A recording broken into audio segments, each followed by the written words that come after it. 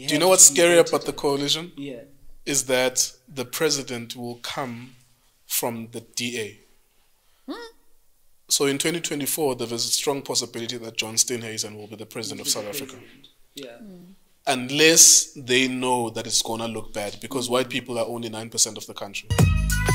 Nkululeko on Cultr.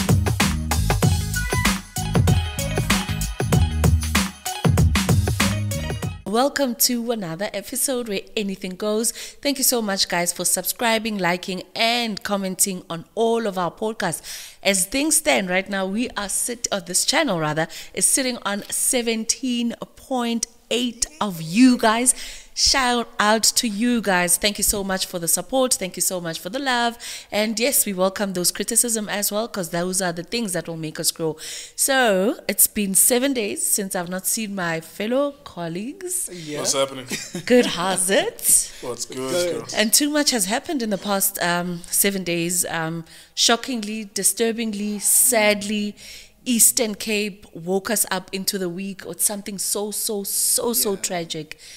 Teenagers losing their lives, 22 of them at a go. Shocking. Enyobeni Tarven, Enyobeni in Eastern Cape. What did you guys make of that? Yeah, I mean, it's a very sad story, but just before I go there, I was smiling as you're saying 17,000 subscribers. I'm smiling because the episode will be up in 2 days. Yeah. We're pre-shooting or pre-recording it. Yeah. There's a possibility that by the time people watch next week, Oh, as they watch, it will be like way more, like not way more, but maybe 19,000 type of thing. That's the beauty of content. But yeah, the story is East London. It's a very sad story. When I saw it last week, and I'm sure you guys were shocked too with the story. It's yes, man. It's a tavern in East London that allowed, and this of course happens a lot from where I come from as well in Cape Town, and I'm sure a lot of other places as well. Bloemfontein will have like townships that are like that. You know, Gauteng has Soweto, Diepkloof, Tembisa. I've seen younger kids, even in Daveyton, attending these sports. From what we understand is that they were attending a post-exam because it's June. Schools are closed. Schools closed the Friday of the Sunday when that incident happened. Schools closing, and then they're celebrating. What we understand as well is that there was something, because there was a preliminary post-mortem report that was released, that there was something about chemical. Yeah. There were chemicals. I don't know where it was emanating from. There's a generator. A generator, yes. Generator, thank you. Yeah, it was a generator.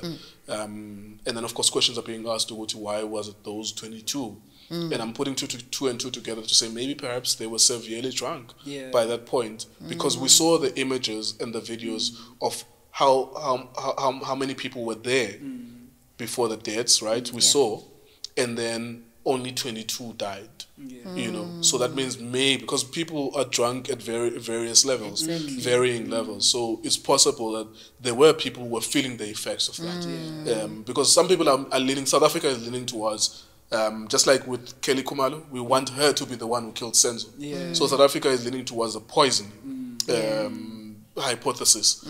Maybe there was poisoning, and so that the kids could be raped. But there were male kids who also passed away as well. So, you know, of course, we apply logic to these stories, and then they're saying that's the preliminary report, and then people are asking why is it that only they died. But we can then also say that maybe some of them could feel it and they got the fuck out of there as quickly as possible. Because there were hundreds of people. Intake as well. We don't take it the same. Because remember, if you're 13 and you're having so much of alcohol, including that inhalation, I mean, like, of course, like, you're bound to inhale, you drunk at the same time, and maybe you're getting drunk for the first time.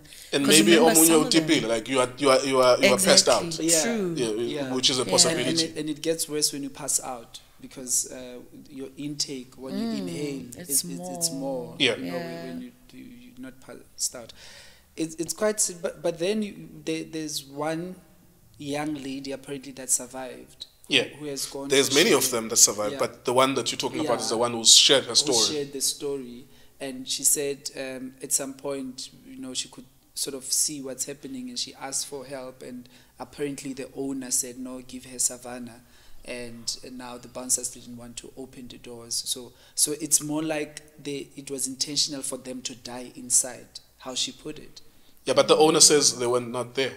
Yeah. That's the counter story to it, that I was not there at the time. He's not taking any responsibility. He's saying sorry, but I wasn't there at the time. It's impossible. Like I come from a place that looks like that in Cape Town. It's impossible to live even around the tavern on Saturdays and Sundays and Friday nights as well. It's impossible. I can understand why the owner wasn't there. Of course, we have to criticize the owner for allowing kids to be there, but there's a financial incentive to this. You're running a tavern. It could be the license expired long time ago. Where I come from, you don't require a license. Like you just open a ship in. There's no not that there's no requirement for licensing, but people, the patrons, people that drink will go to anywhere where they can find alcohol, and people will frequent there. In fact, my sister-in-law has a place like that. Sorry for snitching, but she has a place like that, and people go there and they drink and they enjoy themselves, and there's no license. Yeah, but also what I always wonder about is, as a parent, right? It's 9, it's after 9. Your 13-year-old, 15, 16-year-old is not in the house. How do you get to be okay? Because for me, is how do you counter that? I counter that because 13-year-old, okay, at that age, right? There's so many things that you do, right? Schools have just closed. There's extra lessons. Remember, children have lost about 536 days of school because of COVID and all of those things. And children are so smart. They know and understand the psyche of their parents to say, if I'm going to a certain place and they know that I love maths or my parents love biology, whatever subject, I'm going to Mr. T's house, but I need to. When does it end? There has to be like we can go for as long as possible. Ubabaga T will take us home once we're done. But at what point are you supposed to report back? But also the school closes on Friday. And now you're going to study something on Sunday. Yes, you want to be first in line. Remember, like, right? They don't necessarily stay with their parents. Look, growing up, I'll tell you a story that I know, right? Sure. Children will take money from their parents. But a trip, so in the photosynthesis. Like, I kid you not, no, laugh about it all, I promise you. But now you and I know what photosynthesis is, but to the parents, it's the big English word. And you give the child money to go and do that photosynthesis because you're thinking your child is going to do something better. Can we be realistic, Nhlanhla? Yeah. Sorry. So, you can come up with a story, but knowing those areas and knowing that that's where I come from, not all of those kids have a similar story about school. My sisters, I have a sister from 1994 and another one in 1998. They started fucking around and going to those places when they were 14, 15. The reason why they were able to do that is because my mother was negligent. She never did a good job. I was actually telling my colleagues, and when we're coming here, that I don't think my mother knows what I do, actually. Like, she doesn't know that I'm successful in the things that I do. And I'm not, it's not a negative thing from me to her. It's my sober assessment about her. And she's exactly like a lot of the parents in the township, because where in the Western Cape and the Eastern Cape, I don't know about other places, they're like that. It's like they fold their arms and allow their teachers to raise their kids, and allow other people, other institutions to raise their kids. When we were coached, I started coaching kids when I was 20. I would have like 100 children for my football club when I was 20 years old. Not a single parent would turn up. And it's not like I coached 1 or 2 weeks. I did that in my early 20s, like until I was 25, 26. Then I had to move to come to Joburg. Throughout that period, 5-year, 6-year period, not a single parent turns up on a Saturday or Sunday just to watch the football match. Especially Ekas in the township. So I don't want us to transfer. That's a hypothetical situation that you're mentioning, you know, and it can exist. But coming from those places, I know that the parents, I don't know what's happening, man. I don't know what demon is possessing our people in the townships. The parents try to parent maybe for a while. There's a point, and I think it's too early, man, to give up on a 13-year-old. There's a point where they give up. And you look at the child and you're like, but she's still 13. She's still 14. You try. Whether you knock her out, like punch her and knock her out, just try and assert your authority. Assert yourself. Because I was mirroring this to myself, what would I do if my daughter is 10? Yeah. If she was 15, what would I do? I would still blame myself. Even though I know it's been a battle and but I would still blame myself because I still have presiding power over her because she's still under my roof and she's still listening to my rules. Yeah, but because of her age, you know. So coming from those places, I know that there's a lot of negligence. It happened to me, and it happened to my sisters. My mother doesn't know where I stay. Like she doesn't. She's heard like that I'm in Joburg, but she doesn't. If I were to die, she probably would be one of the last people to know about it. Like, oh, your child has died, actually. Sure. Because they coast through life. And I'm critiquing them because I'm one of them. You know, I come from them. I come from their hands. You know, they coast through life, some of these parents. Like, they're coasting freestyle through life. Yeah. And all of a sudden, your child is like 40 years old. You just realize, 40. You never had any interaction ongoing with them. My mother went to my schools. School is like grade R to grade 12. It's 13 years. She went at least 3 times only. Sure. And there are meetings at least 5 times per year, each grade. At least 5 times a year, each grade. But she maybe went to 3 times in grade R to grade 3, which is 13 years, 3 times or 4 times, if I'm not exaggerating. But that's the parenting of Ekasi. Yeah, bro. And that's why you get the fuck out of Ekasi. Like, you try as much as you can, as soon as possible, to get the fuck out of Ekasi. Yeah, bro. So I think that's that. I cannot fathom any possibility of why parents allow those kids to sneak out. And let's talk about the place. I think because when we were growing up, I think even when I was in my 20s, like when I was 25, 26, I'd be turned back at a club to say like, where's my ID? Because of my height, because I was tiny, right? But now you go back at home and you ask yourself, why were they not looking at those kids? Because but that's not a club. It's a tavern. It's a small call. Even if they call it a club, or they don't follow any procedure. The incentive for the owner is that the more the merrier. I'm gonna make money on that night, and that's it. Like, they don't follow. You just have to be from there, bruh, to understand that shit. And all of us are from the township to an extent. All 3 of us are from the township. But you have to understand, like, recently, how bad the township is recently. Because even the kids that are in, I'm so sorry, like in gang violence. I had like I said, in football, I have an under 12 team, under 14, under 16, under 18. I never experienced any problem with the senior team, which is like 23-year-olds up to 35-year-olds. But I had a problem. I almost died because 12-year-olds were being hunted by other 12-year-olds.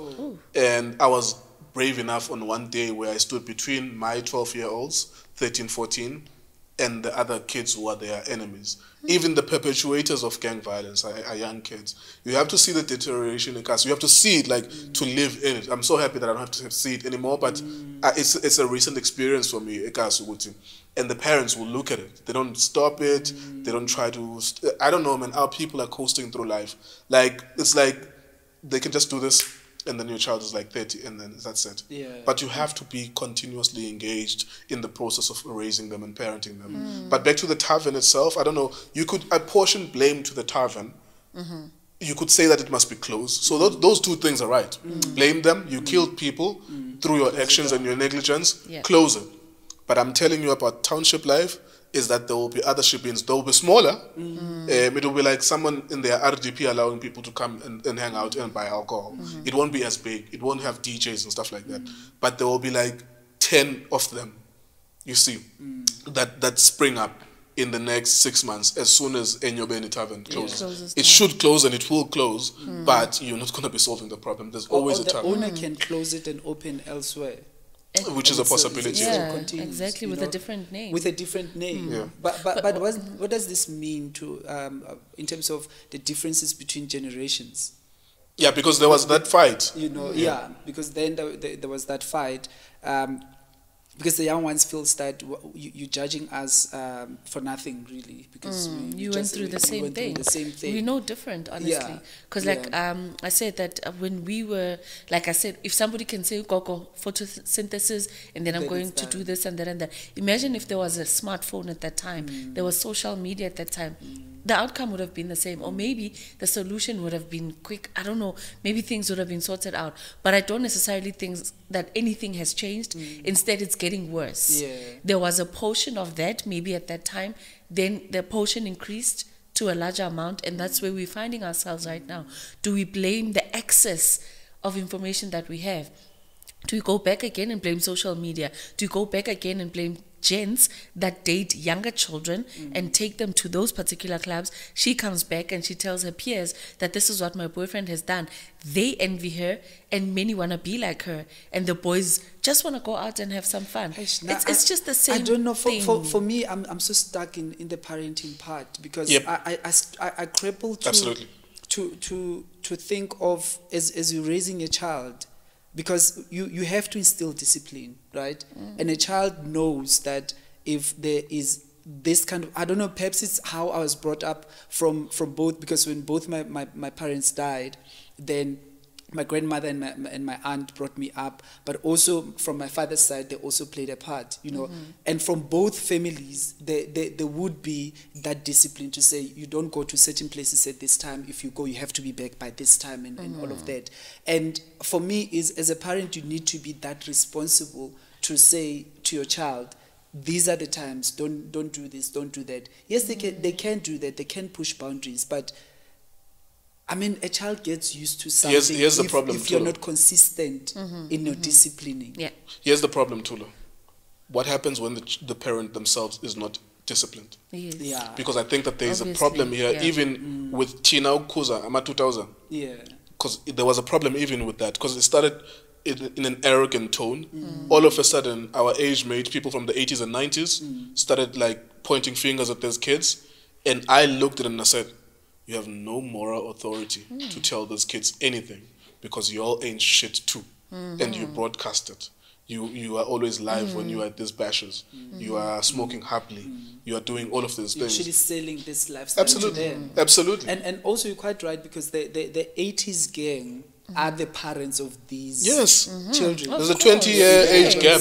That's the group that is parenting these kids. So how is a parent going to hold you accountable, but nabonge weekend they have to be somewhere? They have to go somewhere.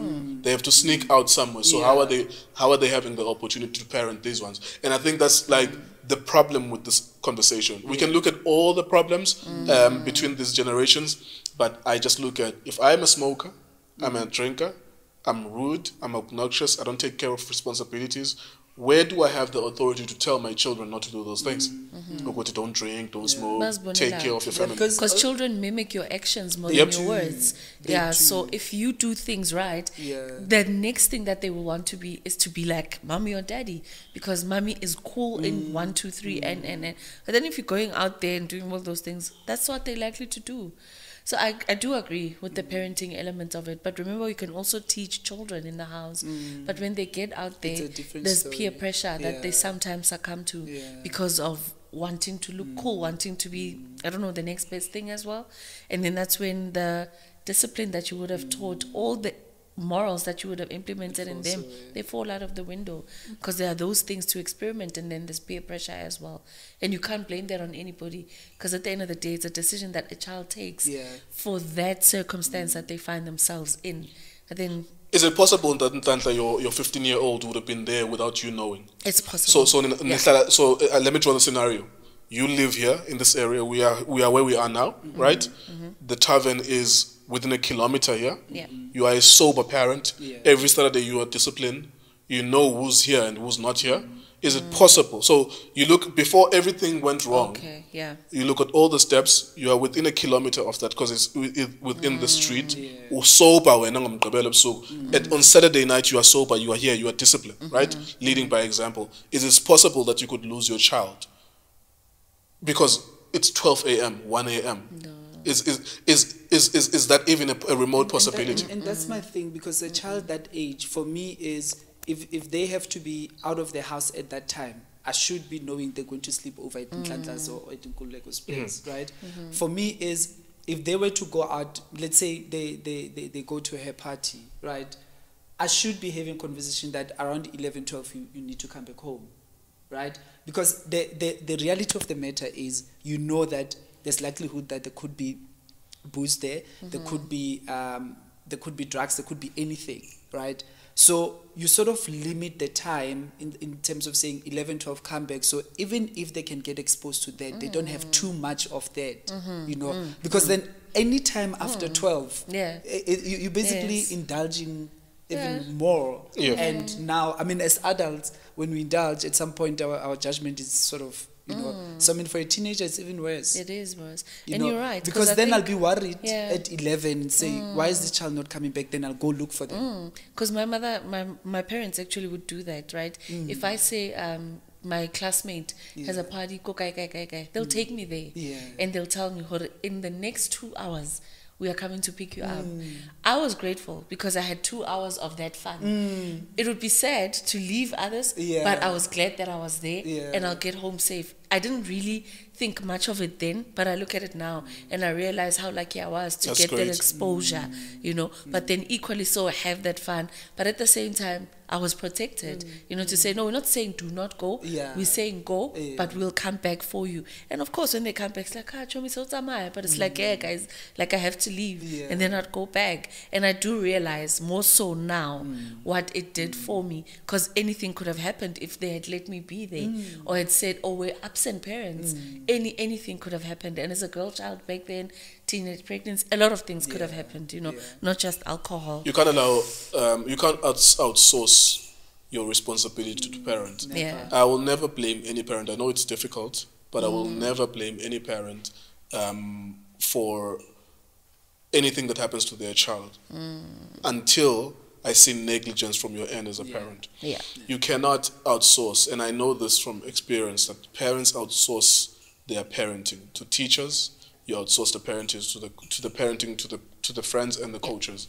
You try. It's trial and error. 18 years is a very long time. I'm actually counting. I'm counting how many years I have left. It's funny. I have 11 years before my daughter is 21.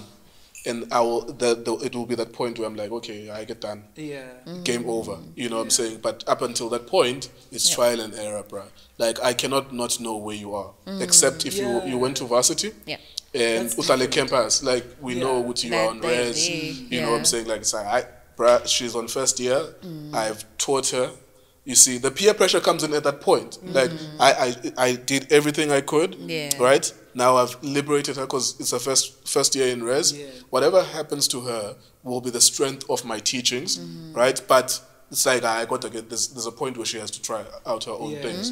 But when they are still 14, 15, I saw it, like. So you wouldn't take her to boarding school? No. You wouldn't take that chance and take her to boarding school? Why? I've read books about how people are influenced.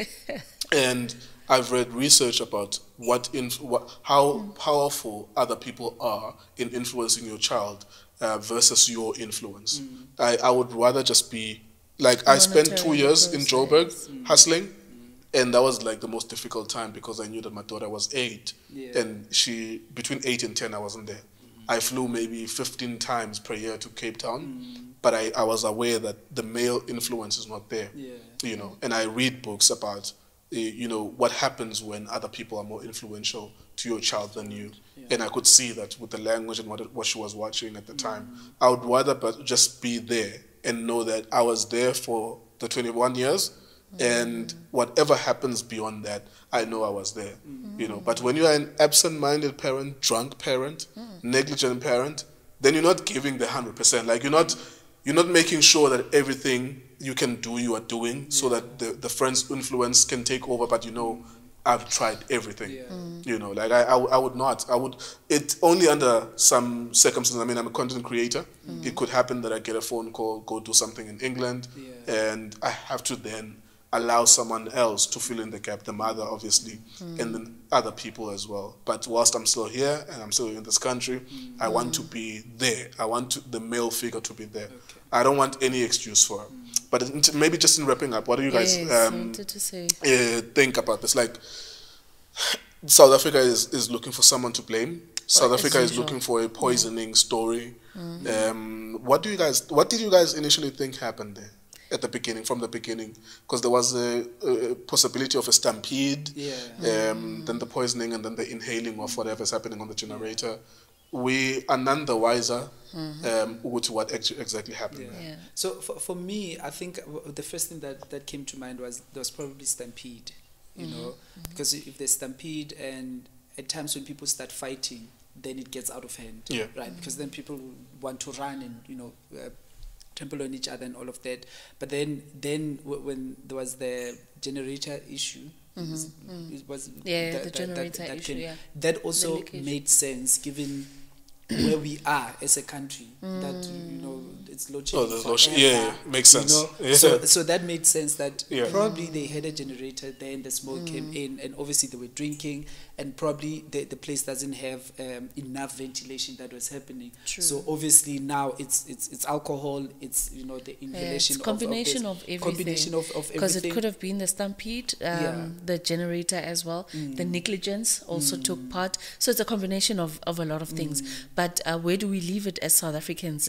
Sure. You remember Begicale and his words? Yes. Oh, and I saw him emotional for the first time. Yeah, but the first thing he said before the emotional for the first thing he said was literally just straight up to the parents. It was shooting from the hip. He was like, "Yo, what the fuck is wrong with y'all niggas?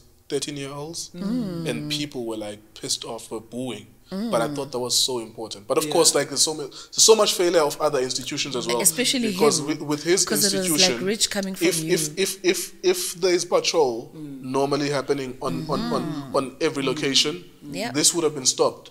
But I also still think that it was important that you say that practice that when patrols are done, so they'll come to establishment, and when they get there, you give them something and you leave. That also is another thing. You know. So I think as a country, we really have to look at our morals, right? And say, is there a serious moral decay? Or what's happening, and from particularly from a parenting point of view, to say what kind of things do we teach our children? Because if you teach your child to be responsible, they will know that as a 13-year-old, I should not be here at this time of the night, you know. But also, how are we doing? How are we conducting business? Is money more important than the lives of the people, or do we want to strike a balance? I mean, if I'm going to allow a 16-year-old to come into my establishment, am I not looking at that child as my son or my daughter? You know, because that should trigger me to say this child should not be here, whether they're bringing money or not, but they should not be here. Yeah. The first time I went to a tavern, I was 6 years old. You were 6 years old? Yeah, and I bought beer. Your own beer? No, not for me to try. And they sold it to you. You see now. And I dropped it. At 6, it should be... Like it's a no. Imagine at the age of 6. I was 6, 1996. I see again in the but how do we leave this one? Do we leave this one to say action must be taken by... action will be taken. That place is going to be closed. No. I'm saying like going forward, what must be done to such establishment? Do we then go back and get the patrollers and make sure that what is it that needs to be done? What is that? Yes. Or do we then say just right parenting would be the solution? I think 80% of it will be parenting, but that's not going to happen because our parents drink. People from 1975 to 1980 drink alcohol. They are alcohol addicts. They are helpless. They have no more authority to tell the kids what to do. And that's why they tell them what to do once or twice, and that's why so early at 12, 13, 14, they fold their arms. Because like they drink too. You know what I'm saying?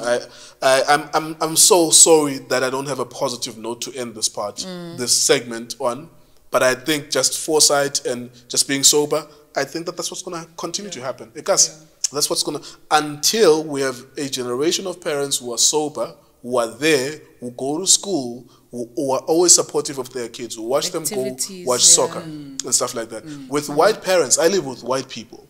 My neighbors, if they heard that there was a party with a bunch of 14-year-olds, You would be fucking arrested. Like, you would be in shit, bruh. It would never happen. And I'm sure it has happened. Chris is organizing a party, but trust me, if there's a congregation of at least 20 white girl children in one place drinking alcohol and them being targets of 25, 30-year-old sexual predators because basa stoko. Trust me, that place would be closed down. Niggas would be arrested, and some fathers would go shoot that place up. Some white men would go shoot that place up. They would go shoot that place up. It would never ever be open for access for other kids in future. So and basically, we must just do better as parents. Yeah, 80% of it is that. Yeah. That's all. All right, guys. On a lighter note, sure, because this one was just too heavy. That's heavy. Yeah. It was just a very heavy way of starting and opening the show. Let's tone things down a bit and talk about the DStv Viewers' Choice Awards. Like, just on a lighter note, and then we'll come back, you know, onto the other more serious stuff. But I think we need to breathe a bit and just have fun. You were there. You look smart. You look You're always there. You were so She's always elegant. there. So I'm like, look at this girl. So what happens when you guys are Thank you there so from a much. media side? Like, do you get allocated your own sitting place or what? I was not there as a media person. I was there as a guest. Okay. I was a VIP. What's more special, being a guest or being a media? Because I'm not working. Being a guest. Because when you media, you're working. Okay, cool. Yeah, so I wasn't working this weekend. I was like a special guest. So with that said, so what happens is, okay, so if it was a media event, I would definitely get to work on the blue carpet, because it was a blue carpet, not the red carpet. So I'd probably conduct interviews on the red carpet, blue carpet rather, and then, you know, just find out who's dressed by who and what is it that they're looking forward to seeing as far as the awards are concerned. That's what I would do if I was working. But I wasn't. So, I was like right there in front of things and the people. Look, it was a very nice event. We spoke about it once before, where we spoke about the host himself, that he's hosted the Big Brother season 3 and hosted the finale as well. He did the summer. Did he win a presenter there? Yes, he won 2 top awards. And he was a host as well. And he was a host. Yeah, I would have died. That's why I don't watch these things. I would have died. Even though he's talented, probably there's a reason why he gets these gigs. I would still be pissed off. What I observed with regards to that is the fact that in South Africa, every public figure, if we may put it like that, has a season. There was a point in time where it was a season for Ubonang, where Bonang was literally hosting everything. And she was on TV, she was on magazines. This guy is not like on magazines. So maybe say his name, sorry, Lawrence is Maleka. Maybe print is dying at death. He would have been on every cover by now. But there's a season. There's a time for everything, you know. But it's not as hectic. Because remember, 20 years ago, we would have been on like Citizen, even the Western or the Sunday tabloids, he would have been in front, you know. But I guess because things are sort of going digital, he's probably there right now. But it's a seasonal thing, right? Whereby there's a season for everyone. Was it not cringeworthy then if you were there and the presenter wins 2 awards? It was like, okay, even when he won his first award, all right, because like, you know, the people that was competing. So where was he? Like, okay, he was backstage, and then he had to come from backstage to come collect the award, and then go back and continue with his duty. So that was that. But what I observed, this is from my observation, there were a lot of categories that could have been there, and they are not there. There were things that could have been specialized with regards to Shimza in particular, right? Guys, I don't think this one needs a debate. As far as South African music is concerned, the Scorpion Kings gave us the best times, especially during COVID. However, Shimza started the Friday night house party and all of those things. So I guess that's why he won. Do people vote for that for all of those categories? Yes. But the categories come from the channel or the judges, the panel, so whoever that's responsible for it. Quickly say the categories. It's the favorite song, favorite TV presenter, favorite comedian, favorite rising star, favorite radio personality, favorite actor, favorite actress, favorite music artist or group, favorite sports personality, and favorite personality. So what did Shimza win? Favorite DJ. Favorite DJ. And it was up against Kabza the Small, Maphorisa. Do you have the list there? So to be a favorite DJ, as is looking through, to be a favorite DJ, you would need to have released an album or just DJ? No, just being a DJ. Just being a DJ. It has nothing to do with the music. Because remember, it's the Viewers' Choice Awards. viewers, the So there's DStv Scorpion viewers. Kings, Yeah. There's Durban Gogo, there's Major League Oh, DJs, yes. there's the Mtuda and DJ Shimza. Wait, like I just want to understand, like, so you could be a random nigga who doesn't release music, but you are a DJ, and you could be on that short list If you're nominated. if you that's what I'm saying. Yes, So yes, yes. it's not predicated on you producing house music. No, it's on you being nominated. That's For put you. you will be just being a DJ. Yes, yes. Because So people like Tulipong or one day will be here, One day, yeah. even though they're not musical geniuses. Yes. Okay. Okay. Welcome to South Africa. Yeah. Yeah, so Because that remember was it's it. Yeah. Viewers' Choice Awards. It was Viewers' Choice Award. But with that said, I feel a few categories could be added there. Yeah. And also unpacking the categories that are there. Because now you can't say sports and then you put a coach, you put a player, you put... Oh, yes. Like, it's a mixture of too many Yeah, things, you yeah. know. If you're going for sports category, then say the coach's favorite, then put in the coaches. Yeah. If you're going to talk about sports personalities, in a sense that you're going to talk about athletes, then let there be an athlete category. Like, you know, so see that what you're there's saying. enough for everyone. You're quite right, because also one then wonders what are the requirements for you to actually qualify in that particular. Yeah, because I mean, you could be an administrator, like someone who runs a club. Exactly. But you could have a dope personality. Exactly. Let's take, for example, the favorite TV presenter awards, right? There's Mutsidisi Mohono, there's Lawrence Maleka, there's Leanne Menes, there's Tembekile Mrototo, there's Thuso Mtaung.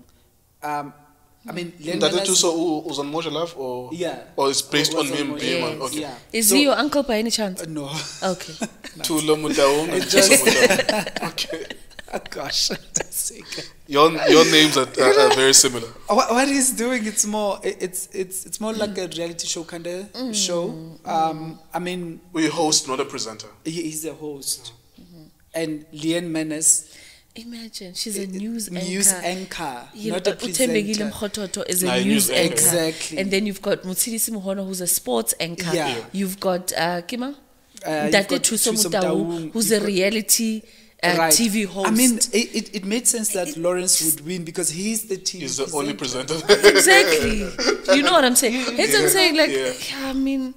Yeah, I man, get what you no, mean. I honestly feel get what you if you're going for news, which is great, Yeah, so that you yeah. encourage more news anchors to do Exactly. better. Yeah, you know, with this- Because there are people that are passionate about that line of Exactly, work. yes. And they're brilliant people that And do they it. would like to be recognized for it, Exactly. you know, Yeah. and like they I'm would not too need their familiar own with these platform. awards. No? I only am aware of them for the past year and this year. I don't know when did they start, but when I asked myself, because I saw the smallness of the categories, like how small a number of a category it has. Yeah. And I thought maybe they're trying to break into the market, because I don't know if they are as big. Like, how important is it for you as a musician or as a personality to win these awards? That's maybe true. it's a feedback for them going Recognition-wise, forward. yeah. Maybe we need to be conscious of the fact that they've just existed only for the past 4 years. Yeah. They will never be the Summers, but maybe their idea is to be the Summers in future. And as you're saying that, what crosses my mind is how different are they from the Viewers' Choice Awards. Remember, Bonang got Africa Personality of the Yes. Viewers' Choice Awards. Yeah. So also, are they following that concept? Yes. Or, Remember, you know, Rona Shem, we're not original like that. Siyakopa, eh? Siyakopa slali. Yo. So it's definitely that. Yeah. So look at the Summers themselves, right? Yeah. We even compare the Summers to the Grammys because it's our own Yeah, Grammys. So yeah. look at all the concepts that are there. They're not South African concepts, Yeah. because if they were, I think the approach would be completely different. That's So true. because like we're just copying everything, and there's nothing wrong with copying something that looks good, that is nice, adapt it to your situation. landscape. Yeah, You know, yeah. let it fit your people. Let it be South Let African. it be relevant. And let it be relevant. So that's why I'm saying that if ever they want to do, like, look, we are pleading with them from this Yeah, platform yeah. to increase the number of categories and to broaden them, Yeah, so that they yeah. give more opportunities to news readers, to sports anchors, to journalists, journalists to as political well. journalists, Yeah, like, you know, something yeah, like that. Because those people honestly are not recognized by anybody. So once again, guys, I'm going to invoice you because I'm giving you more ideas. Yeah. So in the grand scheme of things, we have Summers and SAFTAs. Yes. For actors, actresses, filmmakers, the film industry, SAFTAs, music and musicians, SAMAs. I'm just trying to place these guys, because there's further awards, and we know that they appeal to the LGBTQI community. You know where everything is placed. Where do they want to go? The further awards, it's more on LGBTQI community. What do they call alliance? Allies. Yeah, allies. Yes. So it's more of looking at people that support the community. You will be awarded not just because you're gay. No. But across the community. Across the community. Yeah. Like yourself, you could be recognized for the fact that you have included me on the broadcast. Okay. So now you're inclusive. So we take you as an ally because you've been able to be inclusive in the community. But still, that places them somewhere. So it places the feathers somewhere. You know what they mean. You know in the calendar where they are. Have these guys, then maybe just a last point on the multi-choice awards, have they cemented themselves on the South African calendar to say the musicians or the actors and the actresses know what they mean to them? They know where they are in the calendar, is at the beginning or at the end of the year, and they know the importance. Are they impactful? Maybe that's where I want to go. Maybe it's work in progress so far, because they're not old. They are, how old are they? 4 years? I think they're about 4 years. Yeah. So it's still like a... So when they announce who's going to host, Nico Shiburi, who's CEO of MultiChoice South Africa, said that the company prides itself on being at the forefront of storytelling on the continent, and they celebrate the greatness of the talent in South Africa. What talent from which industry? It still is lingering. It's questionable. Okay, so he added that we are excited to be back on stage and on screen for the 2022 DStv Mzansi Viewers Choice Awards. The nominees are all deserving, but the only way to make sure your favorite wins is to vote. All of that we've heard. Okay, so it doesn't really say that... what is their long term? What is the long term, or perhaps even the intention of having them? I think it's a very important question though to ask. Because they keep saying they celebrate local talent, local talent. Or we could just say that they want to. They are creating an event to increase their popularity as multi-choice. I wanted they to have say the it's budget and the money for them to do it. Or also people that are outstanding at the different shows on the multi-choice. On those platforms, it's an opportunity to award people who are there, not making it obvious. Because of course there are people. I think someone from Skim Sama Movango, best actor.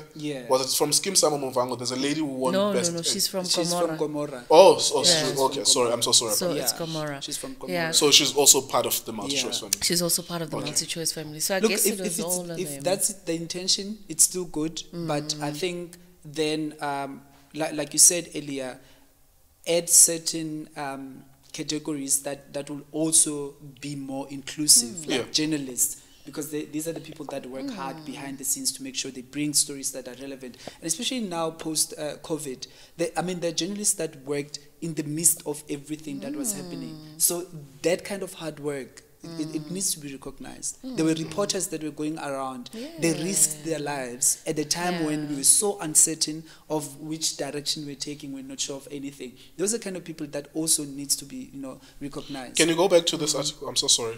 I just want to see. So we remember who the winners are. Does it state who the winners were in this? I just want to see then, because you guys are mentioning a different element. I just want to see who then from multi-choice won. How many people were aligned to were doing shows from multi-choice one over people? Because then that's if that's the intention, then you already know in future that if you are an actor on Movango, you have zero chance of winning against someone on ETV. Because some are complaining. Because like we're saying, they're not inclusive. It sounds like they're exclusive to multi-choice people. Maybe let's go to the winners as well. But then let's take for example Leanne Menace. So she's a nominee, but she didn't win. But she didn't win. So Lawrence... Oh, you mean the winners could be the ones that are only on? Yes. But then why nominate me if I'm not seeing a chance to win? No, that's a theory. You're doing a good job. That's why I'm posing the theory, Uguti. In as much as they want to appear inclusive here, how many of these people who won eventually are people who perform things on multi-choice platforms? Okay. So that you know the first next year. Let's take, for example, a favorite radio personality. Right, Selby Mkhize won. Sell Beyonce. Yeah, from Beyonce. I think she was on Ukhozi FM. Yes. There's also so it will never be multi-choice because that's radio. Yes. That's radio, Yeah. right? But also there's also the category of not Rising Star, the comedian. Oh, Skumba Skumba won that won. one. Yeah. Yeah, he deserves to win. Yes. However, he does have a show on SuperSport every Saturday. Oh, that Saturday show. Yeah. Yeah. Favorite sports personality, Rassie Erasmus. It will never be attached to multi-choice. But they do have 2 documentaries with the Springboks versus whatever on multi-choice. And if you can go back to the nominees there. For which category? For the sports category, For sports the sports personality. category, sports personality. Because that's what I did not understand, how they got there. Okay, it's Rassie Erasmus, Ntando Mahlangu, Pitso Musimani, Themba Bavuma, Benny McCarthy. So you see, Peter the Musimane nomination. should have won. But he did not. Even though, of course, That's Rassie why. won the World Cup. Yeah.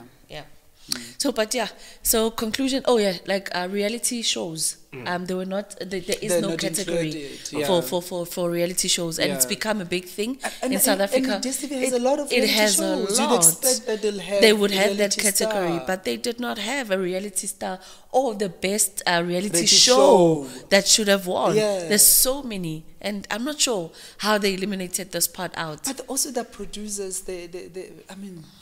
I Yeah. forgot. So yeah, those Alright. are the things that I felt could have been included Yeah. or done better. Yeah. And like you asked a very important question to say, what is the impact and what is the purpose of these particular awards? How important are they to artists and talent as a whole? What does Yeah. that mean? Yeah. You know, does that In a bigger make scheme you of things. in the bigger scheme of things? Yeah. So I think that's the most important part. And the dresses and who got to dress what, how. Look, people have been indoors for 2 years, Yeah. guys, and some people are still not financially stable to afford designer clothes or designers or whatever. But they brought And it on, eh? They brought it on, but some people are so critical. They're like, yeah, Yeah. this one didn't do this one didn't do that. I'm like, yeah, but guys, honestly, it was not about the dresses. But look, it when was it come- about the work that we I needed think to when celebrate. it comes to fashion, it matters on the blue carpet, it matters on the red carpet, it matters on the pink carpet, right? Because also you're looking at fashion trends, you're looking at what's fresh, what's different, who pushed the boundaries, who brought something like, yeah, that's yak. Why did you even think of wearing what you wore? I mean.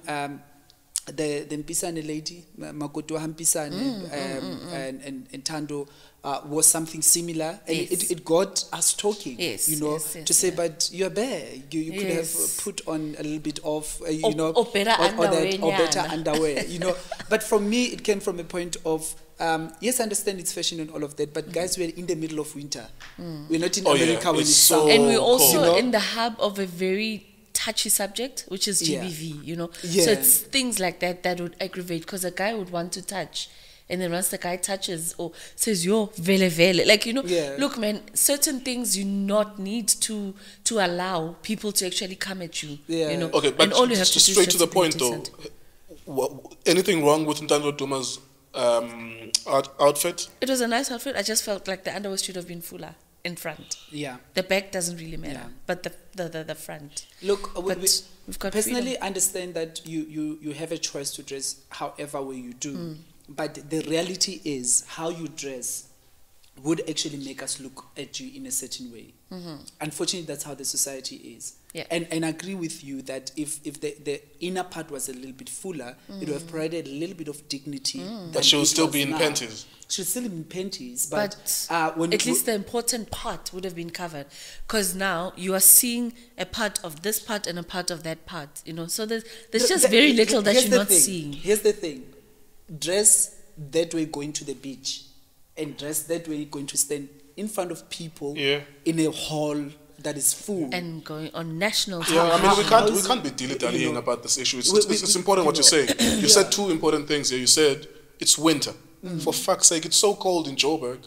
Why would you, unless you're looking we for had attention? a cold front for 2 weeks. Yes. And secondly, you say, dress like that when you go to the beach. I don't want to be part of any conversation that polices women's clothing.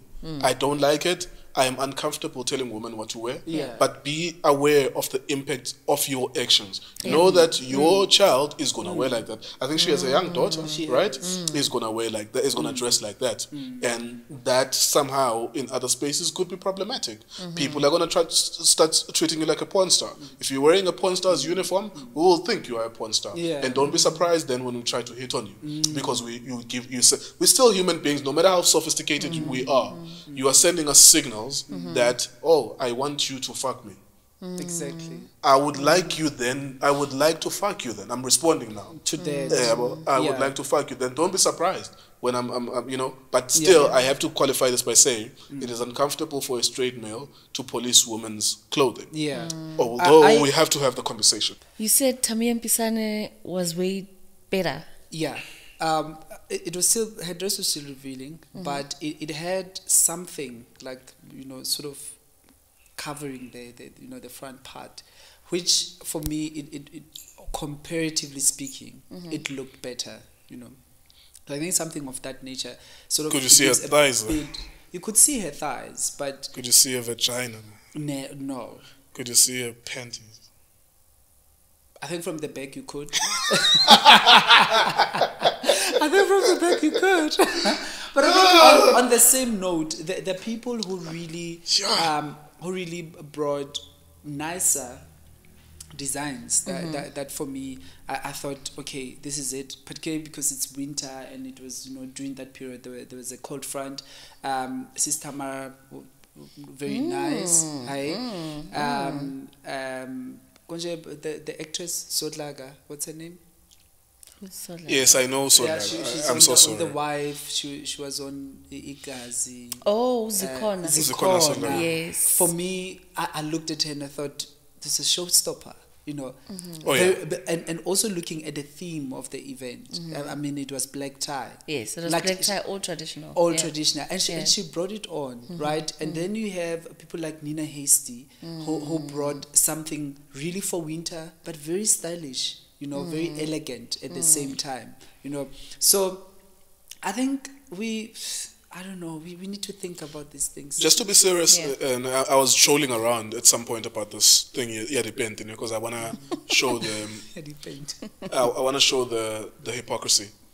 If a man wears something that almost overexposes the genitalia, so you wear underwear, but you wear see-through, a lace, but you can see at the very least the formation of the genitalia. You can see the dick.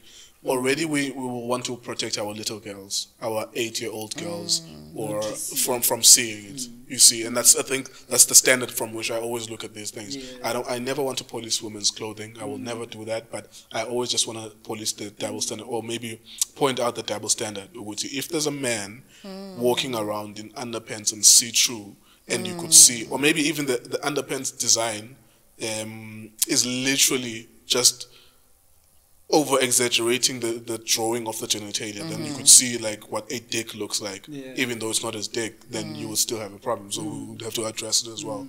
I think that's like the perspective from which I was looking at it. Which Mnisi has done that? A lot.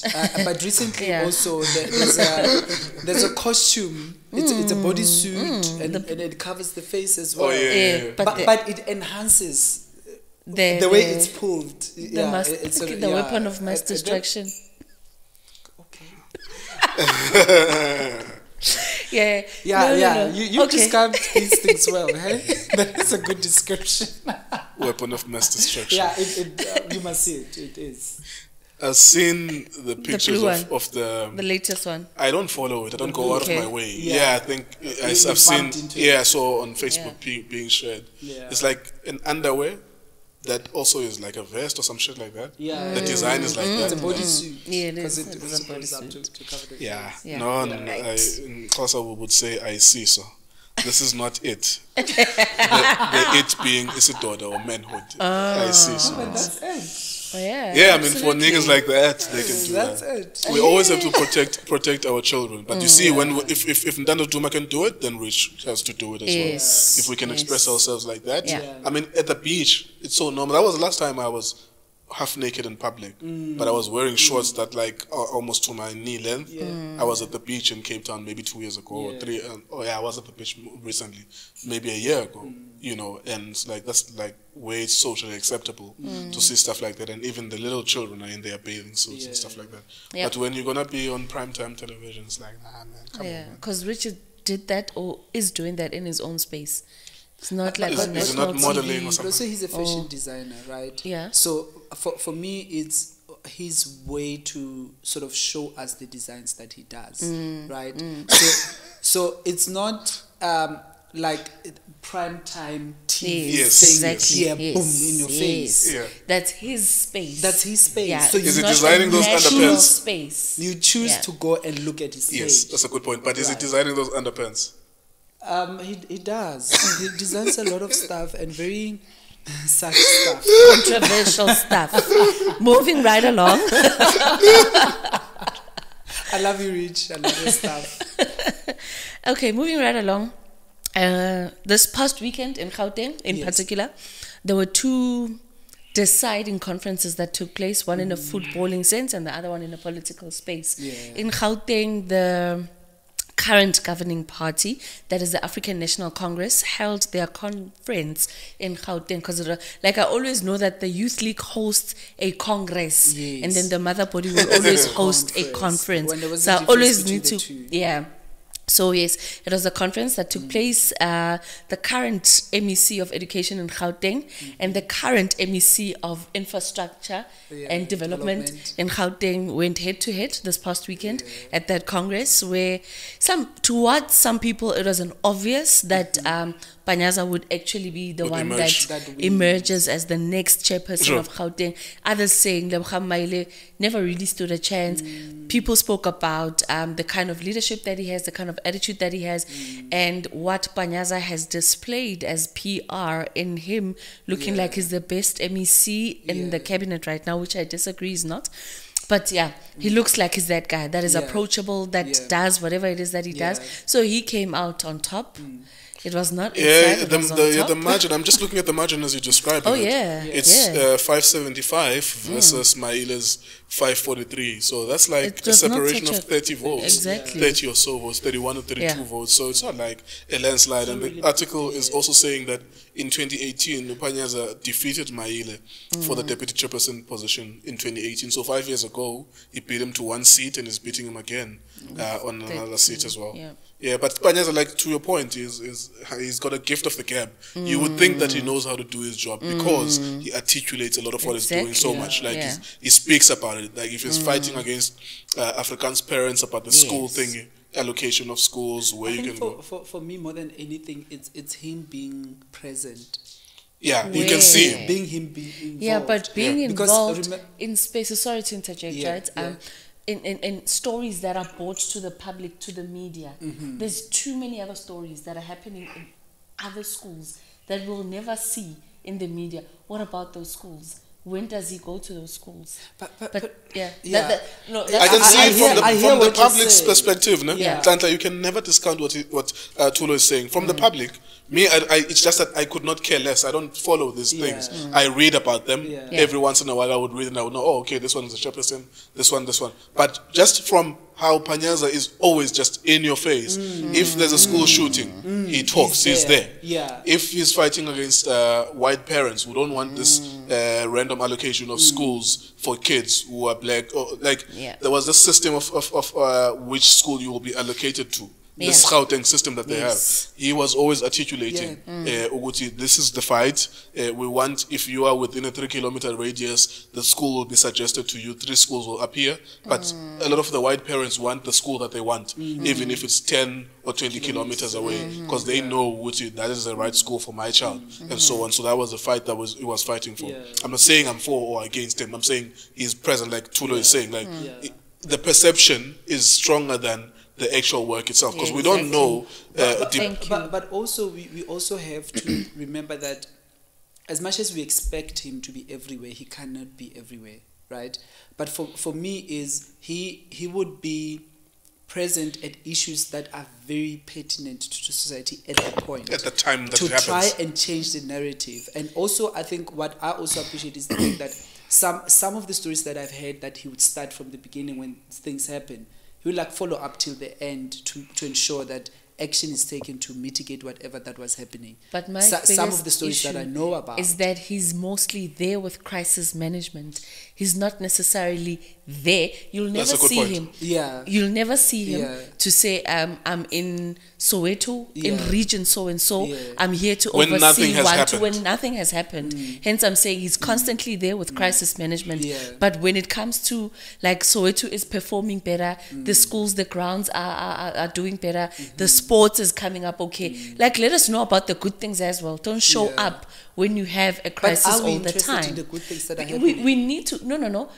The thing is, they think that we want to see his face when there's trouble only, and maybe that's what has worked for him. But like I'm saying, my issue is there's regions within Soweto, Tshwane, Sidibeng, that is in the Vereeniging. Like, why don't we get the daily stats of great things?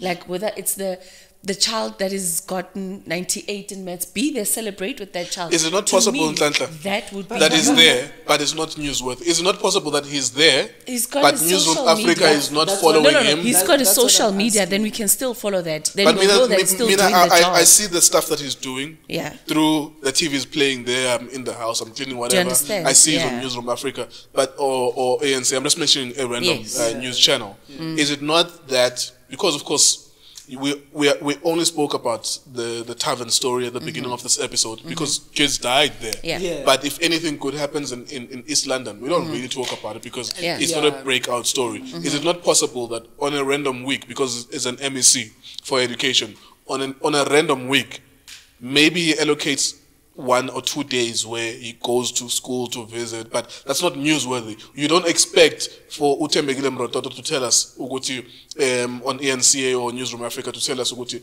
Phanyaza was in Pretoria to visit a school just for the sake of visiting a school, because it's not a news item. But added to that, right, there are a lot of serious things that are concerning in other areas that are happening, and you don't find the MECs going out, being present and all of that. I mean, even take it to the national level.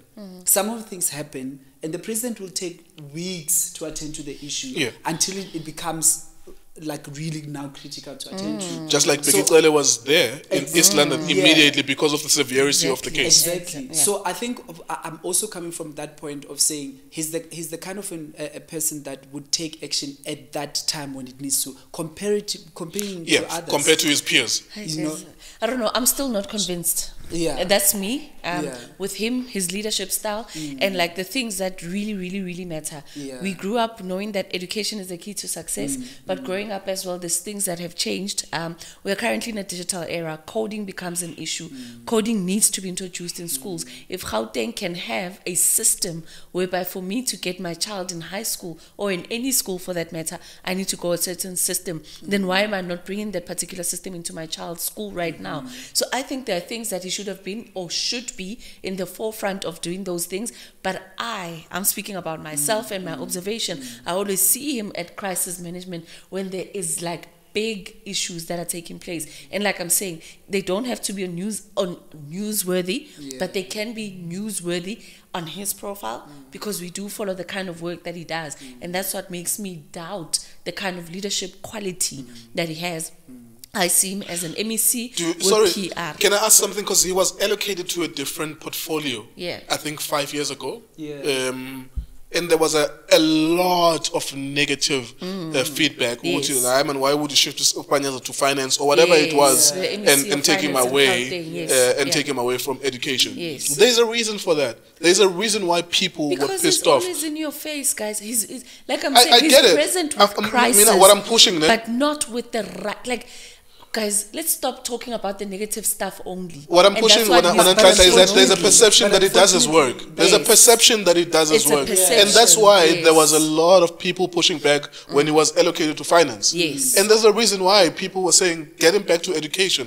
Because whoever was there at education, you see now what happens is, if the next person comes and he wants to take care of the grassroots at schools, like take care of abantwana badlala amadaisi, abantsango and whatever, and he does not wait for himself to be called onto those schools, but he's trying to uproot that.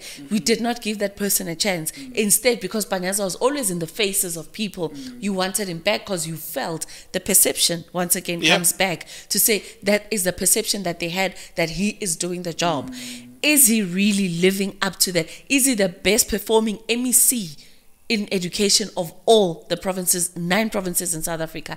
I can tell you the answer is no. The number 1 performing MEC in education goes in Free State, lies in the Free State. And you ask yourself how and why. That's because the real work, the real educational work is being done there.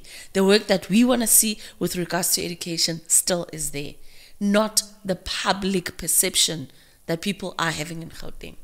Yeah, but I would say that the way that his profile is so big, people would even think he's a minister of education. That's true. Yeah. At some point, people think he's a minister of education. Yeah. And there's a reason, man. I can't just get over that. I get your points, and they are true in that you being in front of the TV screen is not the equivalent to you working. Yeah.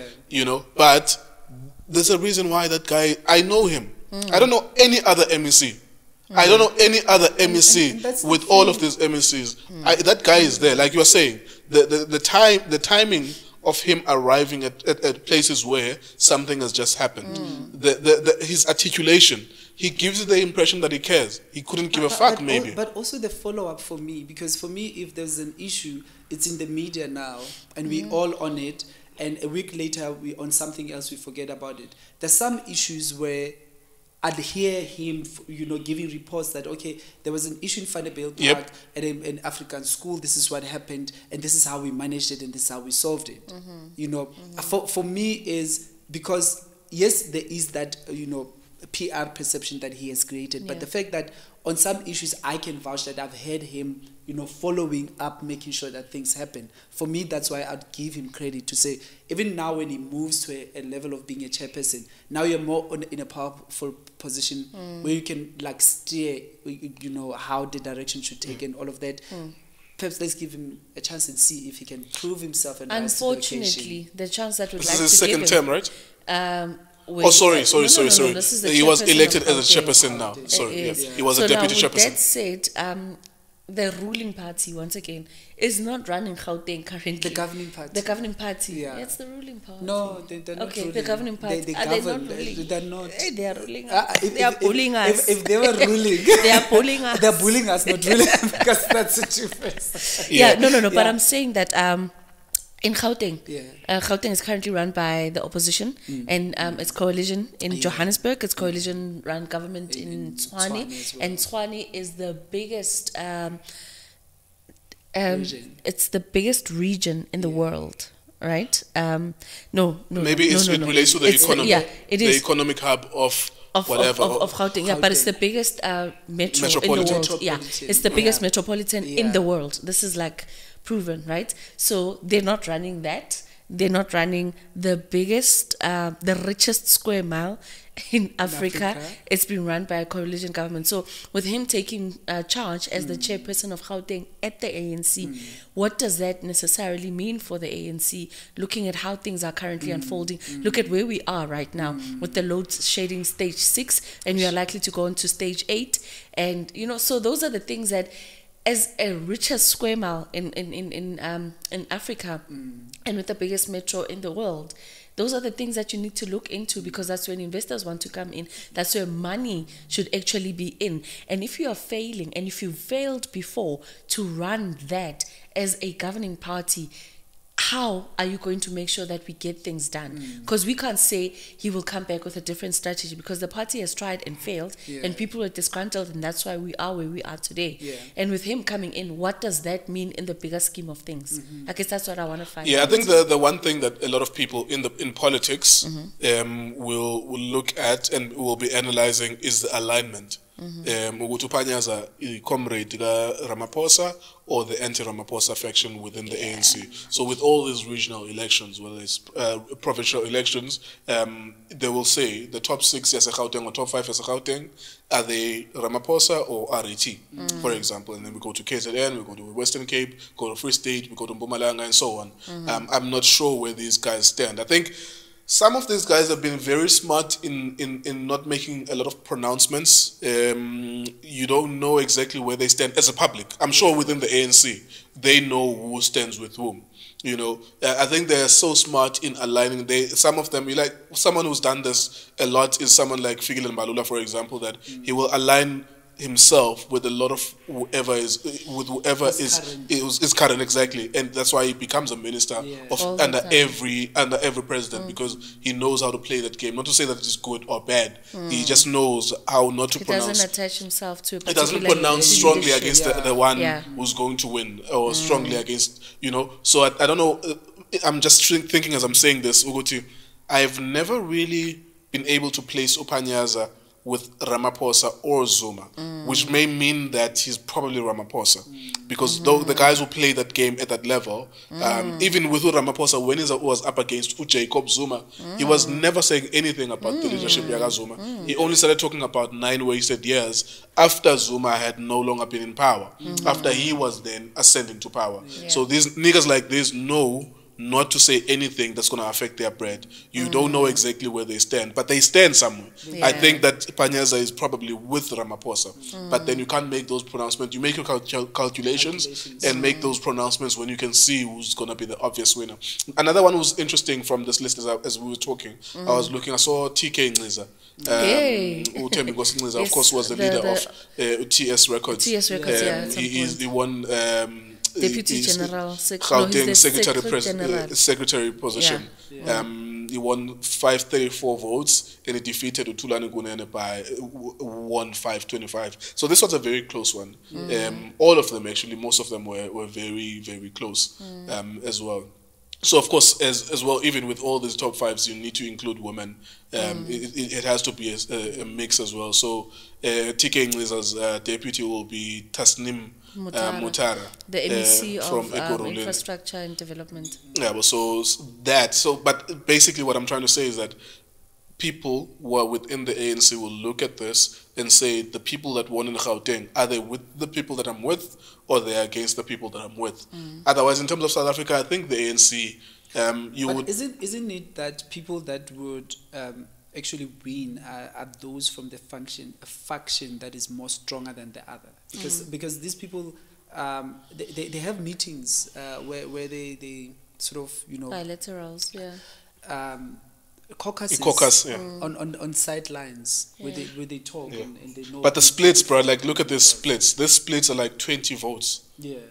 That means there's no stronger group one over the other.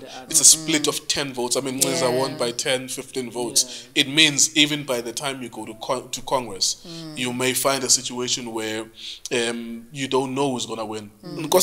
Zuma had a strong campaign. He had a strong campaign. If you look at the final votes, one versus the other, it was a very narrow margin. It's like 56 to 40 something. It's not like 70-30. It was a very, very strong campaign, which was probably won by money eventually. So interesting times for Gauteng. Very. Extremely. I'm looking forward to that though, and how it's going to unfold.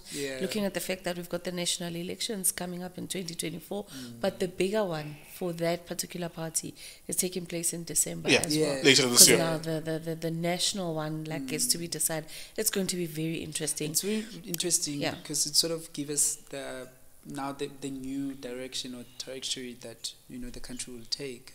There's no new direction though. Yeah, there is no new direction. It's the African National Congress. As you were describing it, I'm so sorry. As you were describing, like introducing the segment of the ANC, I actually could not stop thinking that these guys are electing themselves to be the final leaders of an ANC in its last years in power. It's a new term, new 5 years. They will go down in history as one of the final people who were leaders of not a dying ANC, but an ANC that doesn't lead, an ANC that doesn't win South Africa. The ANC in 2024 will be lucky if they win South Africa. We will be run by a coalition government. And I had this conversation with Nhlanhla and other people as well that I have this conversation with. We will be run by a group of people who won 10% EFF, 25% DA. It will be just a combination of that. But perhaps we need to get to that point. Exactly. Yeah. Because I feel that the reason ANC, because the truth is ANC is very arrogant. And that's because they know they're a majority party, right? So whichever way, they will be there. So if you find, that kind of a coalition, then it helps because people have to prove themselves. Yeah. To say we have. Do you know what's scary about the coalition? Yeah. Is that the president will come from the DA. So in 2024, there is a strong possibility that John Steenhuisen will be the president of South Africa. Yeah. Unless they know that it's going to look bad, because white people are only 9% of the country. Yeah. Unless they know that it's going to look bad, and that means that they have the emotional intelligence to have a conversation amongst the coalition parties and say, let's choose one least fancied. It's not going to be Malema. It's going to be a least fancied someone from the smaller parties. But then to what extent would that person not be sort of controlled from behind? They will be controlled, but that will be the compromise. If they are emotionally intelligent and they know how to read the room, they are not going to elect a white person to lead, because when they do that, they are going to destroy the future of coalition governments. Because what's going to happen is, most likely what's going to happen, the ANC support in South Africa, right, is in the 50s now in terms of percentage. The only reason why it's still there is because every election period, every election year, every 5 years, 2 million people decide not to go and vote. We literally have like 8 million people from the population that's qualified to vote, not voting. So in 2024, there will be like an additional 2 million people who gives a middle finger to the voting process. It will just be stimulated by AMA 2000, who some of them will be voting for the first time, just to have that luxury of knowing how, of voting for the first time and trending and putting your thumb and taking a selfie with your thumb. But what you voted. It's a silly luxury, but it's something that you want to experience for the first time in your life, coming from a country like South Africa. In 2024, projections are that the ANC will dip below 50%. So, because it's been dipping, it's been 67%, 63 every 5 years. Now it's like 57%. It's possible that it will dip to 47 to 45. When it gets there, that means all the other parties, even the one that only got 10,000 votes, have to combine all of their votes to then have a new coalition government. But then someone from that coalition will have to emerge as a president. Generally speaking, from all of our 20%, 10% combined, the president comes from the one who had the most. So the most votes will come from the DA, because they will get 20 to 30%. That's their stable number. They always get 20, 22%, 23, 24, 25. So they will get 20 to 30%. The EFF will still perform 8 to 15%. And then every other party will add their 5%. The Freedom Front Plus will get Afrikaners who vote for them and give it 7 to 10%, right? So all of them combined will then have to make the 50 to 55%, the outright majority. But then the president must emerge from there. But the president will have to emerge, usually will have to emerge from whoever from that 50% got the most votes, that's the conversation we have. We negotiate. And I say, guys, but you do realize that from this coalition, some of you come with only 2%, which is important to give us the outright majority. But then the president and the deputy will come from us, who got 30%, the DA. Now, the leader of the DA is John Steenhuisen. This is the play of Umusi Maimane. Like, if you had a figure like that, that's the logic of having people like Umusi Maimane ascending to power. No Mazibuko, Lindiwe Mazibuko, if I'm not mistaken. That's the logic of it, that when it comes time for a coalition government, you would have black figures like that. It would... Knowing South Africa is 90% black, if you include the colored population. It will look bad to have a president who is white and represent 9% of the population. If they're smart, but the DA hasn't been smart even in working with the UDM and PE.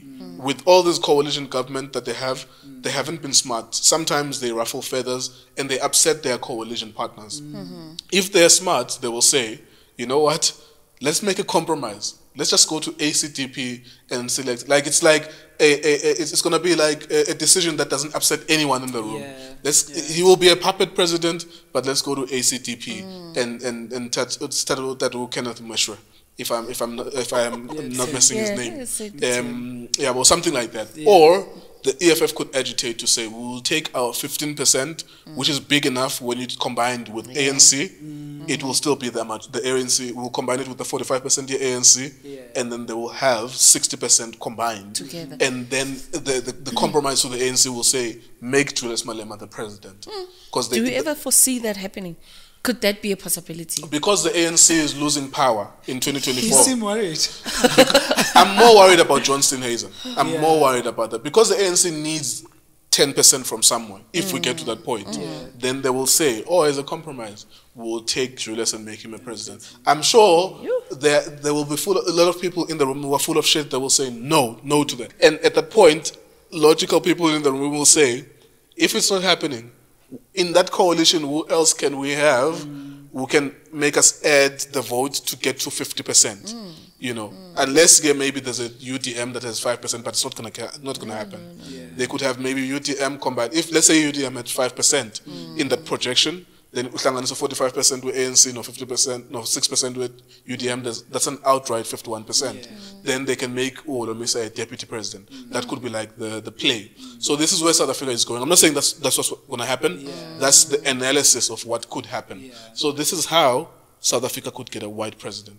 It's not that the DA will win the election. It's that the ANC will dip below 50%, which opens up new possibilities in the political landscape. It's scary to think that 30 years or whatever amount of years, 28 years after 1994, we could have John Steenhuisen being a president. Unless the DA plays unless the DA plays it, because we still have, which year is it, 2022? We still have 2 more years. Unfortunately, the federal committee or whatever for EDA, I think they've already set 2 years ago. So it's like their term ends after the elections. They could be smart and get their own Musimai their own next Musimai playing up to the possibility of 2024. Okay. Yeah, well.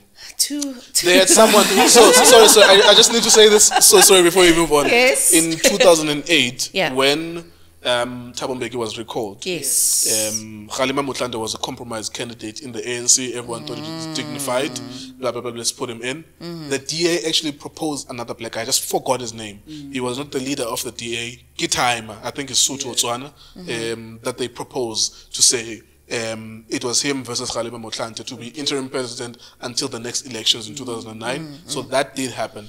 The DA, that was not the leader of the DA at the time. So they were smart enough to know that it was always going to look bad if they proposed a white person at that time. Okay, closing it off with presidency. Thank you so much for that insightful, something to think about, very, very informative and something to think about.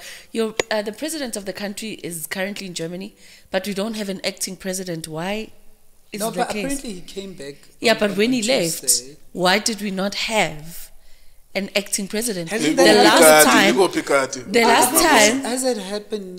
The last time I think David Mabuza was the last acting president when he left the country. So this time around, but where is the cat? David Mabuza. He's sick. When last did you hear anything from him? If you've ever. I like him though. But at some point I like the mysterious nature of him. All right. Like I don't know him. But I like the fact that you can have a deputy president who is an absent father. A baby daddy that doesn't pay At he was back. It seemed to you see him there and there. Yeah, in 365 days of the year, you probably see him 2 days. Yeah, 2 to 10 days. Then what does that mean? Okay, no, I don't want to get into politics. No, not now. Okay. I need us to move on because I was going to say this. hey. South Africa was not ready for that. So, but that's so abnormal though, because they were saying one of the counters to Ramaphosa, and he was a deputy Gazuma, when he always talked this nonsense of 9 wasted years, they always say he was the leader of government business. So whenever Jacob Zuma was doing other things, Ramaphosa was a leader of government and business. I think that's why for me I was looking forward to getting him as the deputy president to say what is it that is going to bring in the different dynamic from Ramaphosa, because we knew him as a business guy. So what is it that he is bringing? I think a lot of people are anticipating the Thabo Mbeki era, where Thabo Mbeki was an economist as the president, and we can't really compare the times because things were different. However, he was the president that identified the current problem that we're having with regards to load shedding, but nothing was done. And when he was recalled, I mean, Muhambe, when there was little that he could do, and the leadership that was there at that time, but the people that took over, or the leadership rather, that took over from him, they should have done better in terms of maintenance, in terms of new plants being implemented, but they were not. The thing is, I don't want us to dwell too much on that because there's so many other things to cover. But the load shedding stuff, it's just ridiculous, and ridiculous in a sense that when Andre Dareta was appointed, he came up with a process of saying that he will turn things around in 18 months. How far are we now? How far are we now? And what has happened?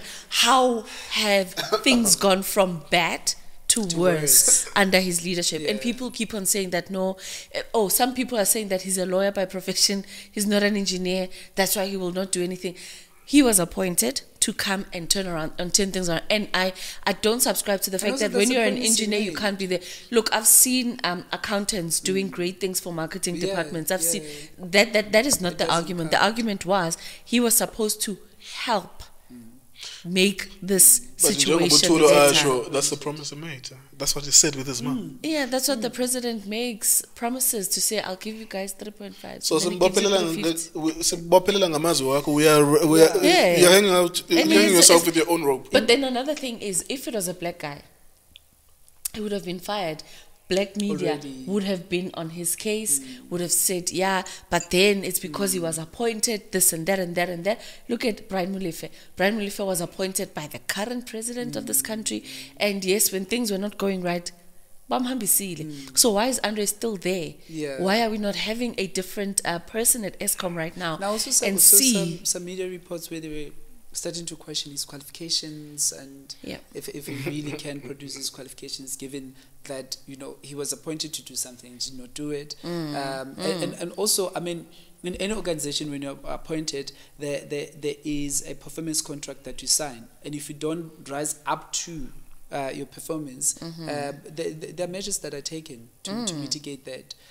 So why still is he there if he cannot deliver what he's supposed to be doing? Because also, remember, when you come in, you have to come up with a strategy to say, what is the short-term strategy, what is the long-term strategy? So that means also you have to give timelines that in a year, this is what I'm anticipating to achieve. In 2 years, this is what I'm anticipating to achieve. And if you don't achieve that in a year, when you come back to the board and say, I did not achieve this given 1, 2, 3, 4. It should make sense from a governance perspective, from strategy perspective.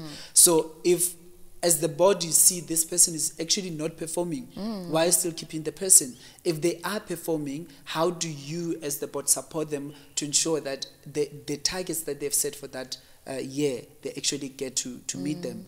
And also, talking about the board, Pravin Gordhan, as the Minister of the SOE, should have appointed, I think there's currently 7 or 8 board members right now, and there ought to be 15. So of course it's not operating at its full capacity in terms of board members. So maybe the influence again, the assistance that the current the Andre himself should have the right support. He does not have. But equally so, we've not really heard much, except for this week, because Minister Pravin Gordhan is on the spotlight, in the sense that now from stage 2 to stage 4 to stage 6, and we're going to stage 8. It's only now that he's saying something, but he's also been just as quiet. There was a lot of deflection as well, because they started talking about employees unprotected strike, and I thought that was bullshit. Even though it happens sometimes that people strike, and even if it's a reality, the problems there don't come or stem from the strike. We've had load shedding since 2005, 2006. That's like 15 years ago. You know what I'm saying? So don't try to deflect. That's don't make us kids. Yes, that is a prevailing reality at the moment that workers are striking. Solve that problem, but don't make it look as if it's because of the strike. Because load shedding happened way before that strike, and we've had load shedding. I think there's also an interesting perspective, and I've heard a lot of bright people talk about this, but of course they don't have the platform or the media to talk about it. That some of these institutions are being deliberately sabotaged so that they are proving the point for privatization. It's like you destabilize these institutions so that you go back to the public and say, you guys can see. And this is the reason why we need to privatize them, so that they can be in the hands of the few. Now, when the problem with privatization is that in as much as it will be more efficient, they will determine prices for themselves. Like, we will never be able to control how much they charge us for electricity. It's already bad enough now that when you have 100 rands, you only get maybe 40 units or maybe 30, I don't know, depending on the area that you're in. But isn't it better than when it gets privatized, because then you have more players in the market? I get that part. They determine the price, but if there are more players, then also there's competition. DStv. And also that can bring DStv. star. Think DStv. Yeah. Think what happens when people are monopolizing an industry. Because when it's private, it's always open to the possibility of being bought out. There will be competition, but it will be an oligopoly. There will be only 2 or 3 that are in the industry, and they can collude to fix prices. And whenever another new person emerges, or new face or new entity emerges, you can always buy them out. It's like Facebook. You can try social media. You can try and bring a new social media, innovative, but Mark Zuckerberg has so much money now that they will always... in a bigger... Sorry sure, no, it's all good. In a bigger scheme of things, wouldn't things be better in that way? Because then when we talk supply of energy, to be more reliable versus the current situation. That's where it will be better. Because now everything in the economy is affected. That's where it will be better. Downhill. It will be better in terms of the stability of the supply. You will never have a problem because you know you're paying for the service. Even though we're currently paying for the current service, it will always be better. But it's problematic because this is so there's always an objective for a sovereign nation. A sovereign nation seeks to serve its citizen, provided with water, electricity, basic goods and services. When you give something as big as energy to private hands, you're opening up yourself to a big can of worms. You are like, it will be nice. We will have power all the time, but there are bigger philosophical questions we're going to have to answer. What happens then when they decide not to give you electricity because they are having an intense... So multi-choice is always at loggerheads with ICASA. They are always investigating them about anti-competition practices, you know, and they always find a way around that. But there will come a time when multi-choice... If there was a time when Facebook was off air for 10 hours. You could not access Facebook. It was because the government was investigating. The American government was investigating. So they have to be to a certain level regulated that they actually... They were being investigated for certain practices, and they did a power play. They decided... Obviously, they will always say our servers were compromised and so on and so forth, but they did a power play. And for 10 hours, I remember how I felt at the time. For 10 hours, you felt so frustrated because you couldn't access Facebook. They do a power play to show you who's boss. So at the time when energy supply is private, whenever they have practices that are questionable and government needs to intervene, they could decide to switch off power for 7 straight days if they want to, just to do a power play, to pressure the government from push them back from investigating anything about them. So there's always like a philosophical question about what can the government give to private hands. There are certain things that the government must do. And that's why I'm saying, like, there are people who are brighter than me who are saying that there's a potential that whatever is happening at Eskom is designed. Is by design. So the unreliability of power, which we're experiencing now, is not exactly because there is that severe problem. It's because there's a hand that's playing itself there to continuously prove to the citizenry, we are now failing, and therefore let's go to private hands. But who are those private hands? Also come to think of it, because we also supply other countries with electricity. They don't have a problem. The supply we give them. They don't have a problem. But we experiencing that. Yes. And you ask yourself how? How? Because if it's a country, it's not that they're supplying a Lesotho only. Yeah, or a village or something like that. Or a village in Botswana, and that's it. But they're supplying like our neighboring countries. Yeah. And then they don't have any other. Because when you speak to like friends from that side, they're like, well, you guys still have load shedding issues. They're like, they're like, oh, okay, you don't have that issue. Is it cold? It's like and we supply cold.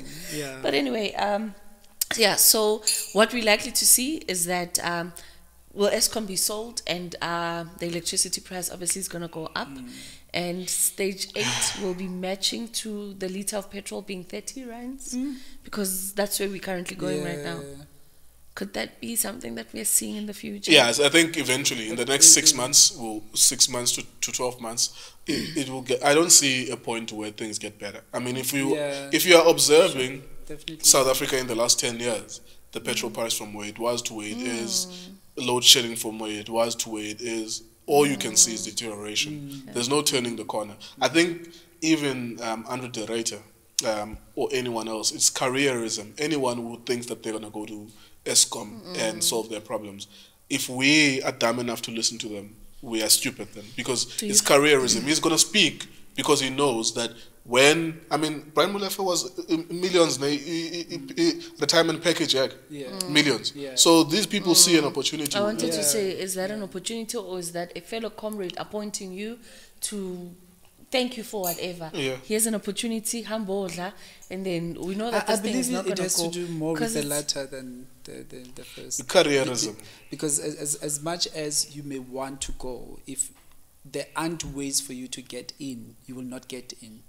So there has to be a way that you know somebody that knows somebody. That will get you. You're part of the certain clique that will then make things happen. Then you get in. Okay, enough about Eskom. Enough about all of those.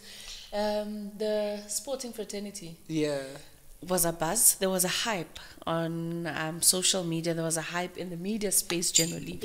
On Friday, leading towards the elections, right? That took place at the Sandton Convention Center this past weekend, where the then who still is the current president of the federation, as well as the deputy president, as well as Kisoli. What's Soli's name?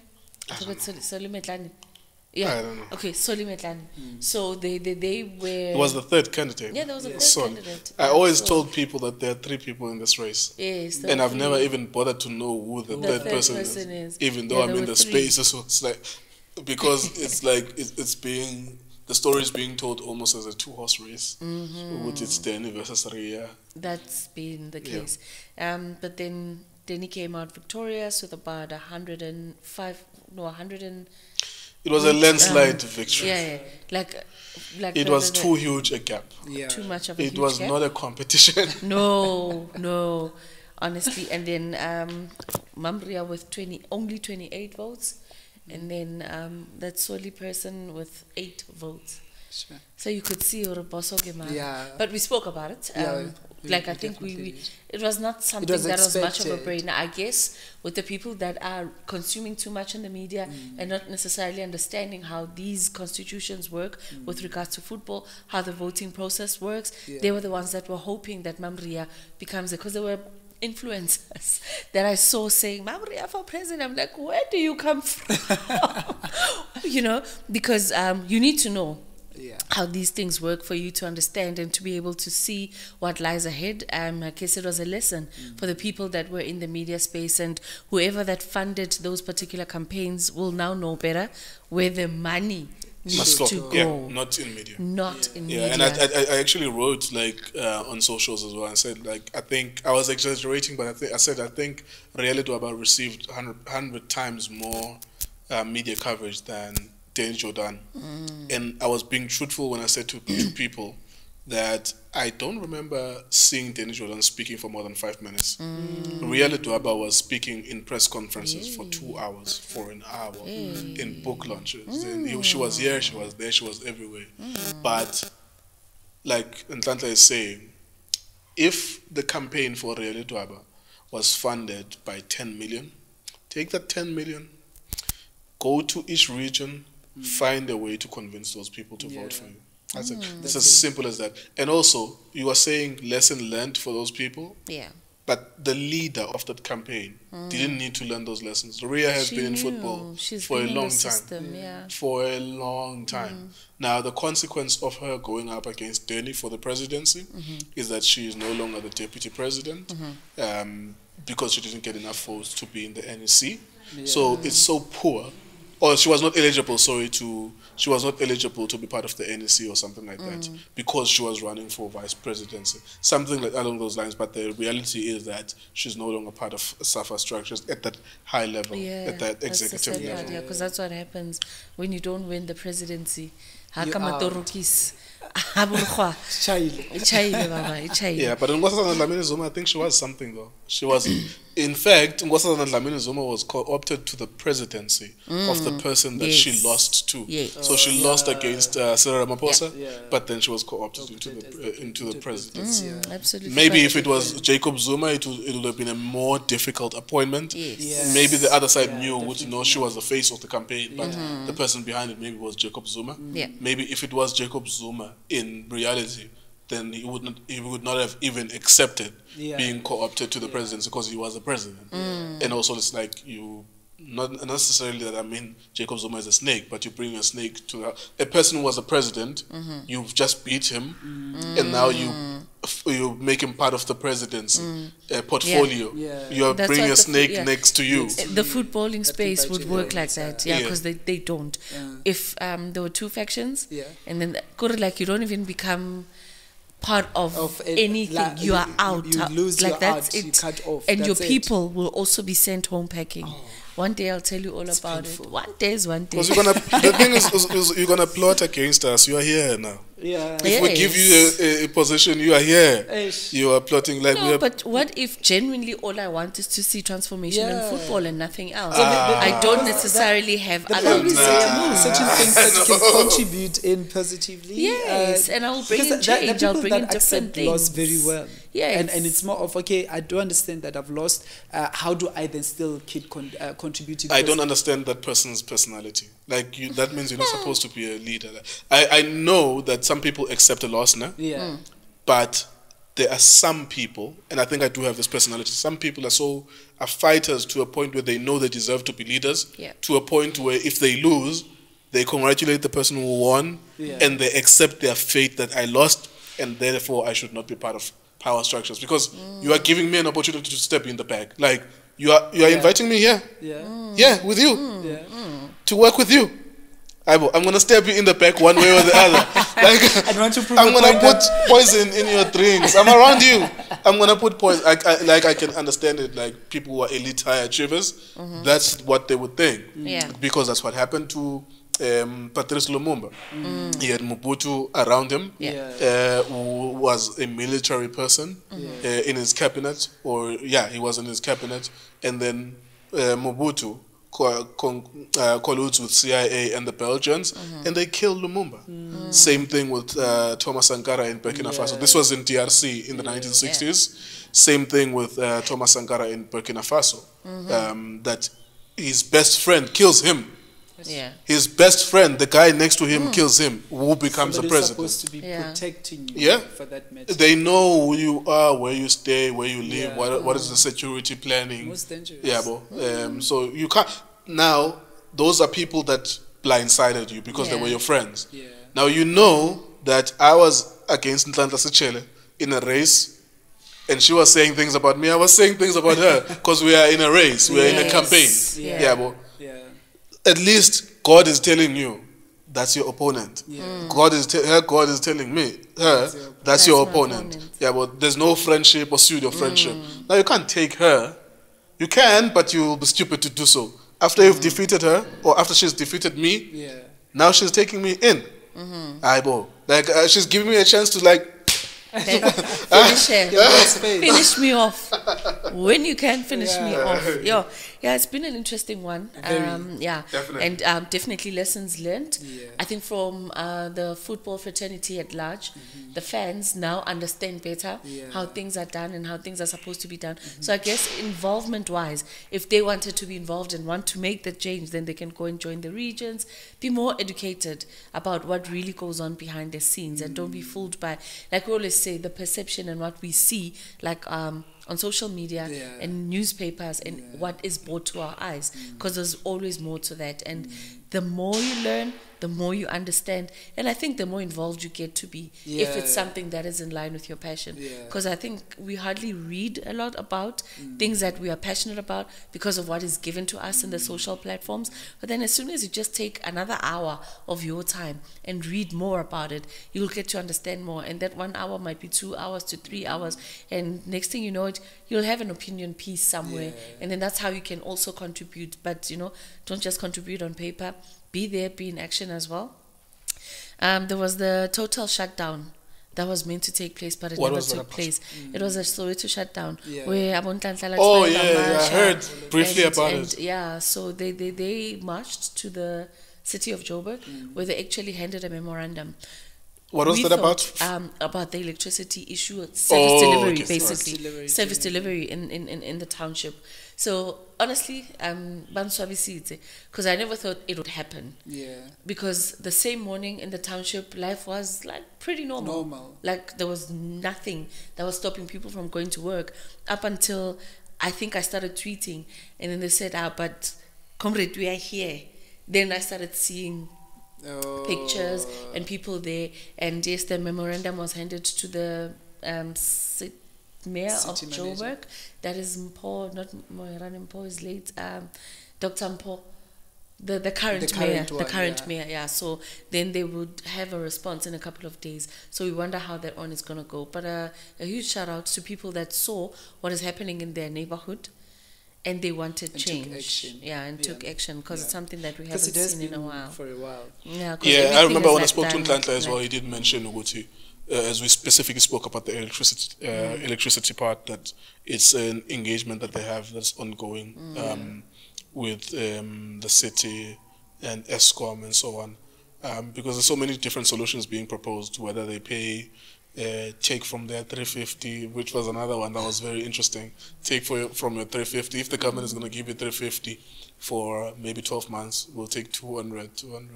That's not coming from Nhlanhla actually, but I'm saying that those are the other proposals as well that were coming from those conversations. But is the approach of going and give memorandums and saving money, is it really working?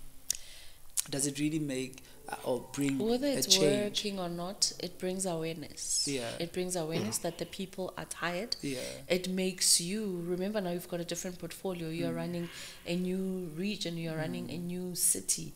So you also don't want that, because now the spotlight becomes on you. This is happening under your leadership, it's happening under your tenure, and you'll be judged based on that. So you're likely to fix such issues, because you do not want to be that mayor that had about 150 strikes under their leadership or under their tenure. So you'd want to fix such things. It's also a strategic move.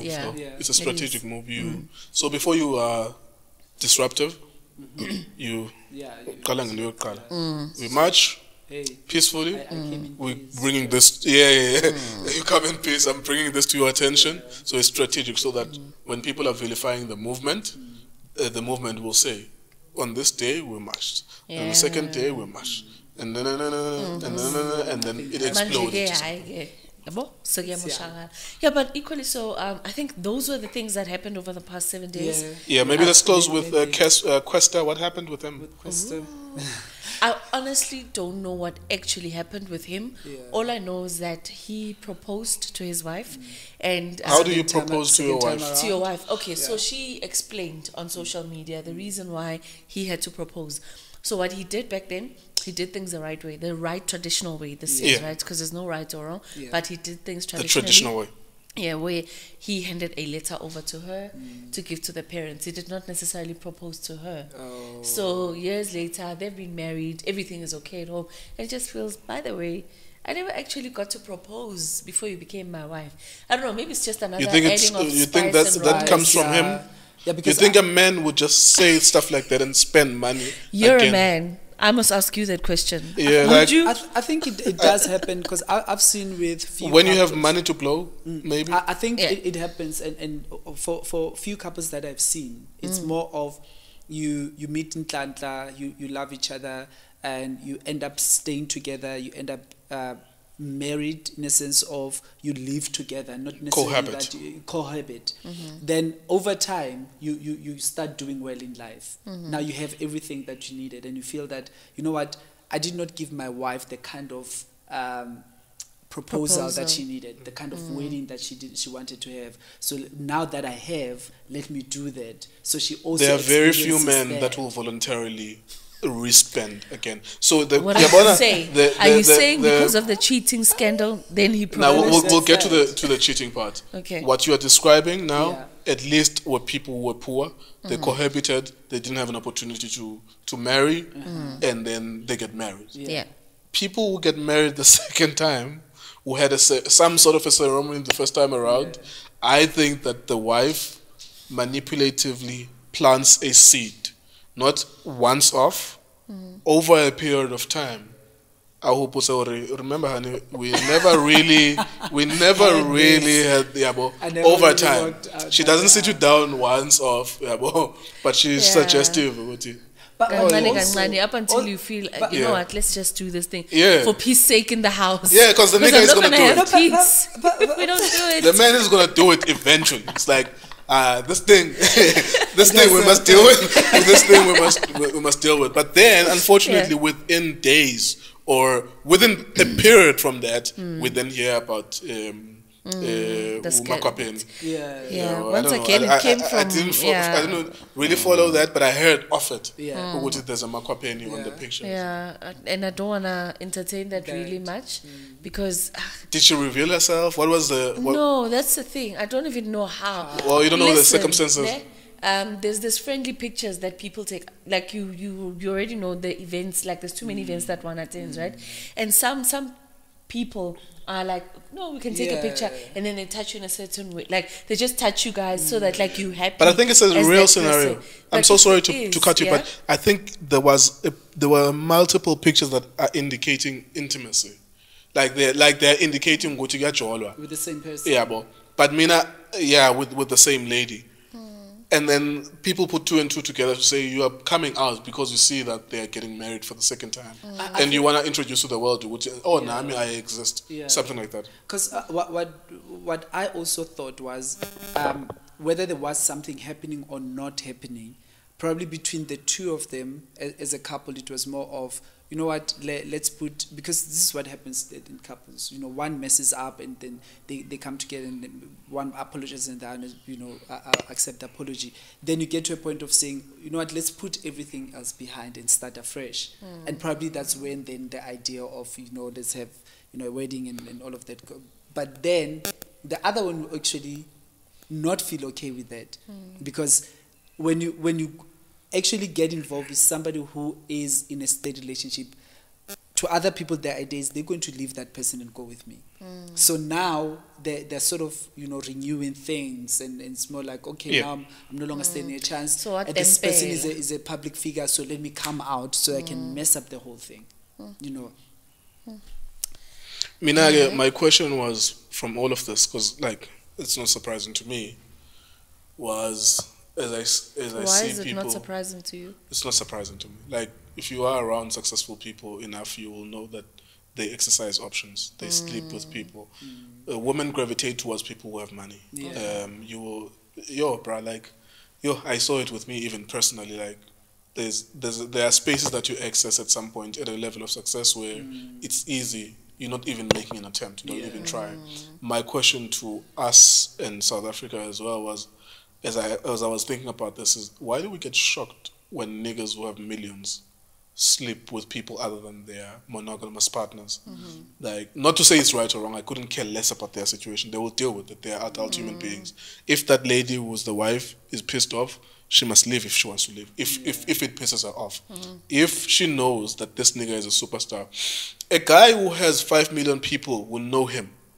Do you not think, hey, I remember this one guy speaking pussy badass with Vlad, DJ Vlad on Vlad TV. He's a recording musician. Millions of people know him. And he was like, I perform at parties and I perform at shows. And backstage, when I'm done or when I go back to the hotel, sometimes there are 50 women at the same time wanting to take pictures and others are grabbing my balls and I'm laughing about it. It's a normal thing. I'm not saying that's right or wrong. I'm saying that comes with being known by 2 million people. You can exercise monogamy through the strength of your character. I don't have that strength. Me, Nkululeko, I don't have that strength, particularly when I have excess. But I will exercise my options. Of course, I have to be respectful to my domestic situation. But why we always act surprised when niggas with some money? I'm not saying Questa is rich, but he's not poor, you know, and is known. Why do we? That's not the only woman as well. I think also that lady is not the only woman. That lady. There might be 50. It could be a fast that we're even talking about. But you see, that's where the difference is. The difference is you find these ones that you know you come across. It's a one night thing. It's done.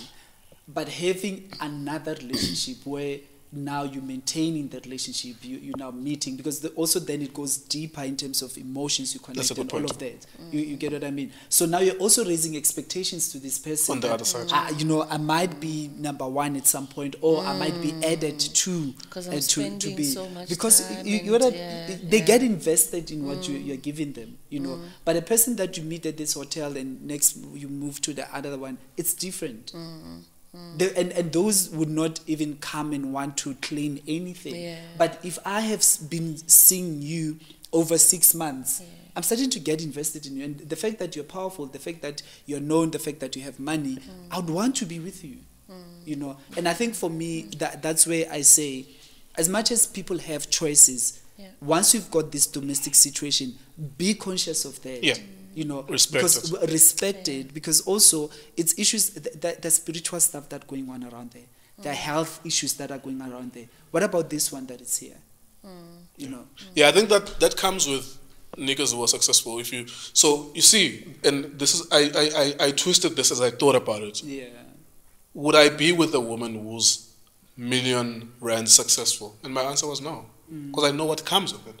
I know the aggression with which she will deal with me. She's gonna tell me what I don't get told what to do in my domestic situations. I don't mistreat people. I'm respectful, but I don't get told what to do. But that's what comes with a million rand successful black woman. In a modern black woman, she's gonna tell me what to do, and she's gonna try to mess me around. I don't get messed around. You don't talk to me a certain way, because I never talk to anyone a certain way. Like, I'm very respectful. Like, I persuade people, and if you don't take it, you don't take it, and I leave it.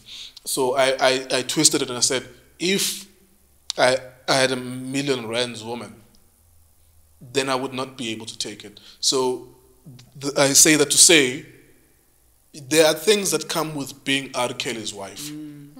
You just have to understand that there are things that come with being R. Kelly's wife. And R. Kelly's wife has 2 kids with R. Kelly.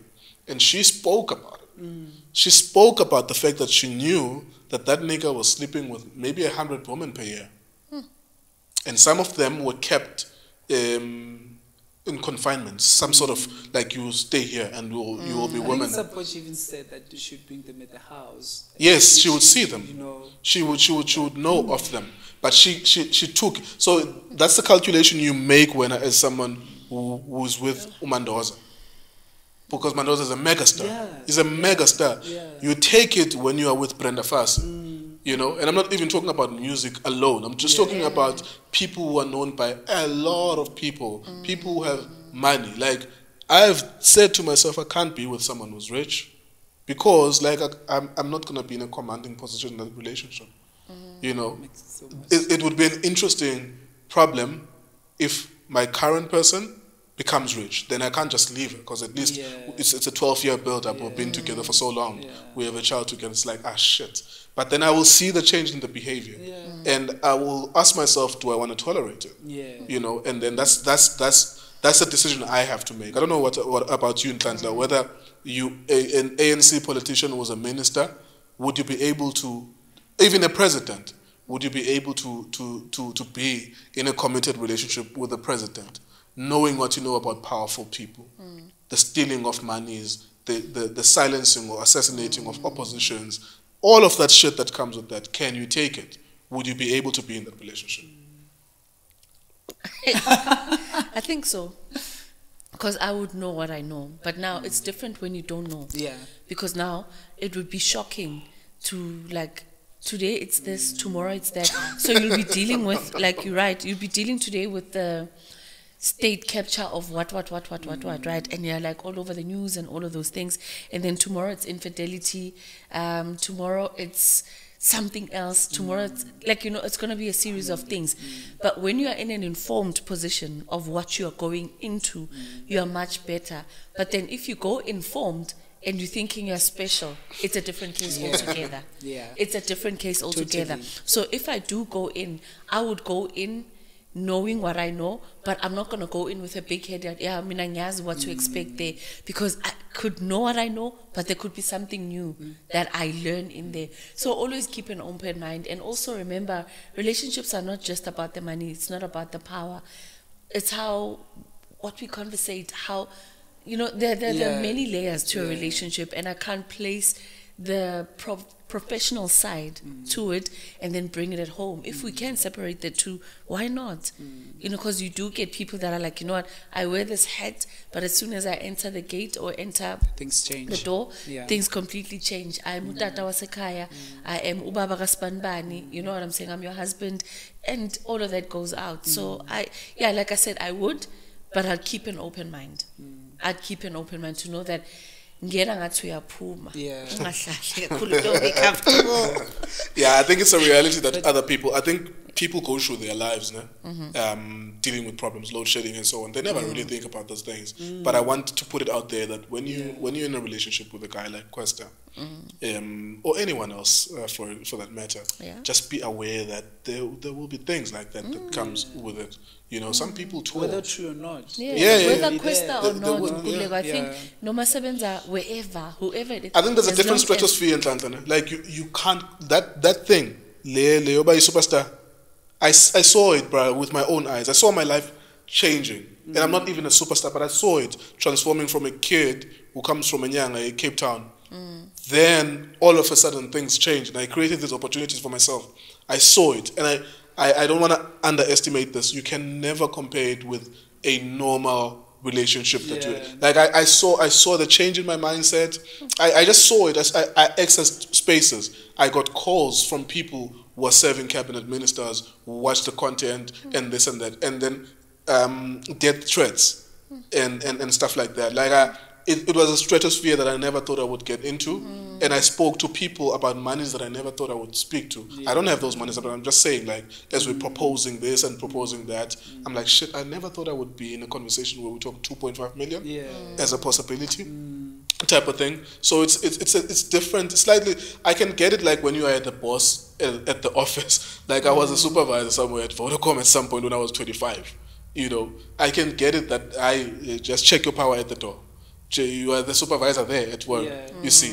But as a supervisor, not 50 women or 100 women wants to fuck you voluntarily. You know, like those are different life problems. People willing to give you, you know, iPhone contract, like you're gonna be ambassador of Apple or whatever. Like people just willing to give you mind-blowing amounts of money and willing to acquiesce to your power and praise you and stuff like that. And I saw it. Like I'm not it, because I don't have that profile, but even at this level that I'm not it, I saw it and I was like, shit, this thing definitely affects your relationship.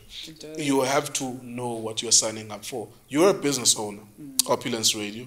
You've seen money. You don't talk about it, but you've seen money. And you experience it in different spaces. Sometimes you get offers that you think, oh, I didn't expect that, you know? But I mean, you're quite right. It is all about the choices that a person makes, and I think if you're not grounded as an individual, and also it starts there. If you're not grounded, it's easy for you to get going with anything and everything that comes your way. But I love what you said earlier also, that it goes with information. It depends on how informative, because then once you're informed about something, you're able to make an informed decision. So whatever that comes after that, you sort of have been expecting it, because you know the kind of space you're getting yourself into. So that's those choices that you also have to make. And also, I'd also think ahead. Perhaps we lack that as well, to say these are the circumstances now, but should they change, will I be able to? You know, can I be able to? You know. So yeah, you keep an open mind. Keep an open mind. What happens to a nigger that employs 50 people? How does, you see, there are so many layers to this shit. Yeah. A guy that employs 50 people, even not at his workplace. He's a business owner at the workplace, but literally he has drivers, he has people that clean for him, he has people that protect him. That's not normal. Like, that's not a normal life. You can't expect a normal relationship. But you see, that's the thing, because as your life changes, right, you move from a place of serving to a place of being served. Yep. Now you're used to giving orders. Yeah. And I think that's what also, sort of challenges a lot of people, that when I'm at work, I'm used to giving, orders and people reporting to me and all of that. And now suddenly you're at home, right? The dynamics have to change. You now have to understand that, okay, here it's a different kind of space. But now, because you're used to, and remember, we spend a lot of work in our work environment, whether it's entertainment or corporate. We spend a lot of work doing work versus spending time at home.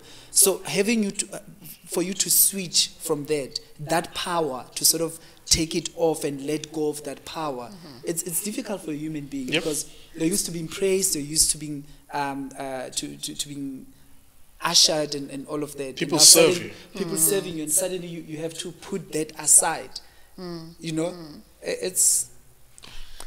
I've always said, money doesn't change people, and we cannot always say that imali ichange umuntu, right? Yeah. It just brings out the person that you've always been. Yeah. Because there are things that you premeditate on being once you've got money, and once the money is there, you become exactly that. Yeah. But then there's situations where you like you always say that, mina noma ngaba nemali, I just want a farm, I just want to be wherever. Yeah. This is you and the relationship that you want to have with money. Then there's people that would say, mina mangaba nemali mfana haya ngazi ngizohamba. And it's true. Yeah. As soon as they've got money, they become exactly that. So we are definitely who we say we are, whether we like it or not. It just goes back to that. Because I don't necessarily think that money changes people.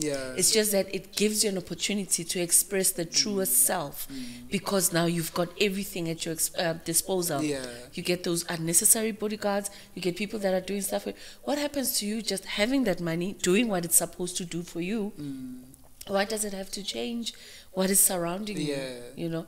But if it's the job that comes with it, of course, if you're the minister, the MEC, and all of those high positions, there's blue lights that come into play, and all of those things. But it's a different place. No, never. What is traffic? Something happens to you, bro, if you can never get stuck in traffic. Being stuck in traffic is a universal experience, from America to China to South Africa. But when you never get stuck in traffic. So something happens to those people. You can't expect those people to have normal way. I would never be like that. Like you just said now, like I want to be a farmer. I want to have 10, 20 million and get the fuck out of here. And be a farmer for good.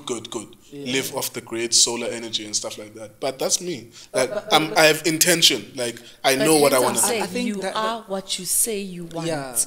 Because that's what you're saying, and that's exactly what's going to happen. That's what I'm going to do. Right? And then, like I'm saying, there are those that Hamvanaka,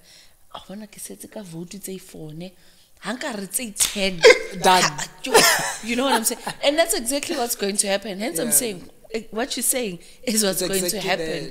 And it's like a person that says, yes, it's premeditated. But you're manifesting. Right? Then you find the ones that would be doing so well, and then they start having somebody that they buy an apartment for, buy a car for, and now they have like 2 homes in between, you know. And if this one is no longer, they get another one and buy the same kind of stuff and have that going on. You are God. You are a god in that situation. You've got the power to make things happen. You know, and it's the whole thing that, you know, there's one lady celebrity that when she walks in, she immediately scans the room. And if there's one person that doesn't pay attention to her, she gets worried. Who's that person? Why are they not really reacting? Name drop, please. No. Can I not? You said they're late. No? You said they're late. She's the Indian of South Africa. Oh, okay. She's still alive. Does she stay in the country? She stays in the country. Did she leave and come back? She stays in the country. Did she leave and come back? She still stays in the country. You know. Yeah, but something happens to you, bro. Like when you have people. I just wanted to make that point. This segment it's been longer, but you cannot expect. I will never be around people who mistreat people. So if they mistreat me, or if it happened here, and someone did something crazy, I will never be around them ever again, ever again. That's the integrity in me. But what I'm saying to the country is that, look, can't expect these people to have normal relationships. You cannot. You cannot. I'm hearing that Kendrick Lamar has the high school sweetheart, the same high school sweetheart.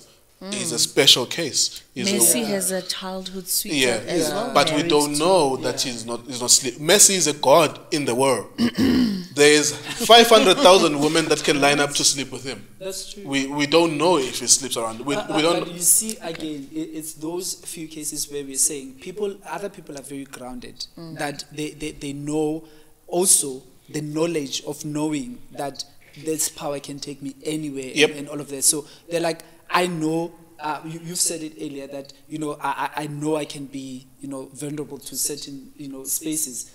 But because you're aware of that, you avoid such spaces. You go to an event and you know at this time things might happen, you leave immediately. Why? Because you know yourself that should I allow myself to go on the other side, things are going to happen. So there are people like that that are so grounded that they're able to say, okay, up to this point, because I know on the other point things are not going to get, you know, otherwise. So those are some of the cases that you find that, of course, are very few. Because it's in the minority. Something happens to you, man, when people are serving you. You believe in your God complex. It does. You believe that you are a God. Yeah, no, guys, why do well, if you've seen how I've been looking at you, it has been hate. Oh, sorry. Yes, sorry. Darling. So sorry. You mentioned it. I'm so sorry. You mentioned you did something to your face. Yes, guys. To look more like Janet Jackson. I'll take that any day. No. So. Okay, because... Do you want to check out what's in there? Or is there something? No. Are there goodies? There's goodies in there, but it's fine. So the day was, rather the morning, right, was spent on educational skin education. So I got to learn about the different layers of skin, about how certain products and certain treatments of the skin work only on the surface, but not on the inner side of the skin. So my face got scanned. So they showed me what is underneath my eyes, what is really inside my skin, and all of those things. So I got to learn about that. But equally, sir, I'm glowing. You right? are. So I got, very it's fresh. not a facial, but it is a face treatment that I got. So it was head, so from my face down to my shoulders. So it wasn't just a facial treatment. Look, your skin looks fresh. It's like literally breathing. Yeah. Could you see it from the first time you saw it? You looked at it? Yeah, like when she walked in, I could tell that, you know, then I started to pay attention, then I could see something happened there. It's fresh, it's breathing. You'd make a good husband. I don't pay attention shit. I don't see anything. And remember, she does them for you to notice. Exactly. Yes, sir. So start singing. Hey, brother. Start singing those if phrases. the eyebrows look different. The only thing I asked was, is it a spa? The mindset of someone going there, are they going to a spa? They're going to get more than a facial. Okay, this one was not a facial. Sorry, it was not a it was not a facial. It was not a spa treatment, but it was a face treatment. It was a face treatment. So they that's why they treated start the with skin. the assessment, Yes. and then they And literally go for the understanding. specific stuff that needs to be done based on. attended to. Yeah. Amazing. Not necessarily saying, no, because it's winter, I need to have a facial every 2 weeks. No. But they looked at the needs of what my particular skin needs. I love that. And the products that were given to me were like specific for the results that came in after the scan. I love that because when you look at a lot of skin products, right? They will tell you oily skin or combination, right? Then you find people like myself who've got very dry skin, and it's so difficult to find products that actually are specified for us people that have very dry skin. Is dry skin perceivable? Can I look at you and know that you have dry skin? You can. Yeah. You can. If I'm not treating my skin well, Okay. people will always. Or say if you were not if you were not taking care of it. Freshy, Oh, okay. It looks. It cracks It's visible. easy. Yeah, You can it's tell. quite visible. You can tell. And excuse me, when it's oily too, it's also visible. Yeah. Because, but I think when you're a guy. Yeah, Like, it's not like I put you Vaseline. don't look at those I things. But don't- You know? also, Vaseline, I think for his skin to be so good, you drink water a lot.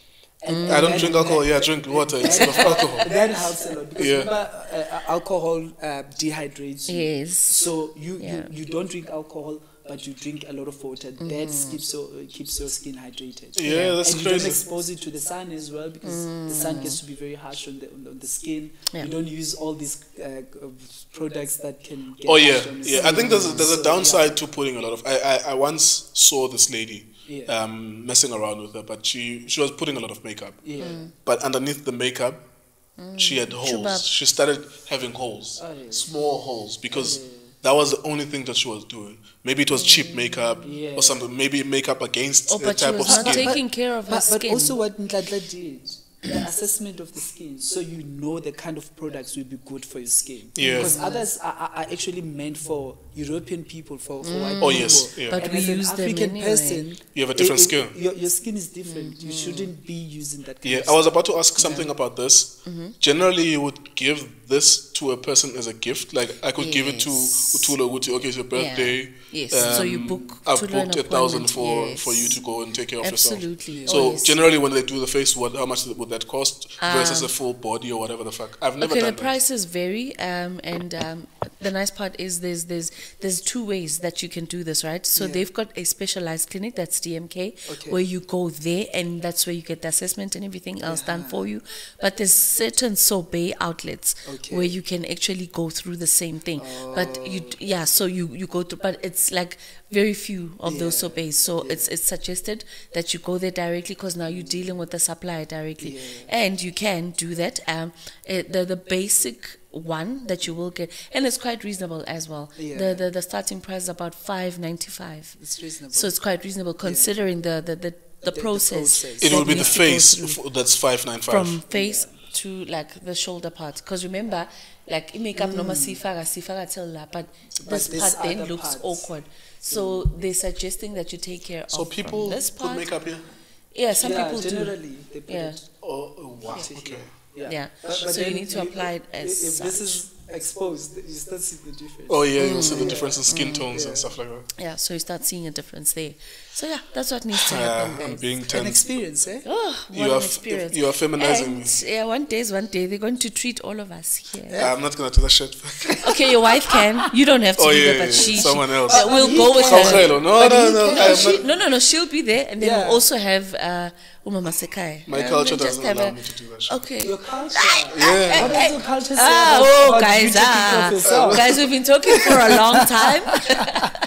My It's culture been doesn't too allow long. me to do Now, that. sasingena ku culture. Yeah. Next thing you know, we'll be talking initiation. No, Yeah. easy on that. It's winter. We gotta get home. Well, the lights are still on. And thank you so much, guys. Shout for out to allowing your us. electricity.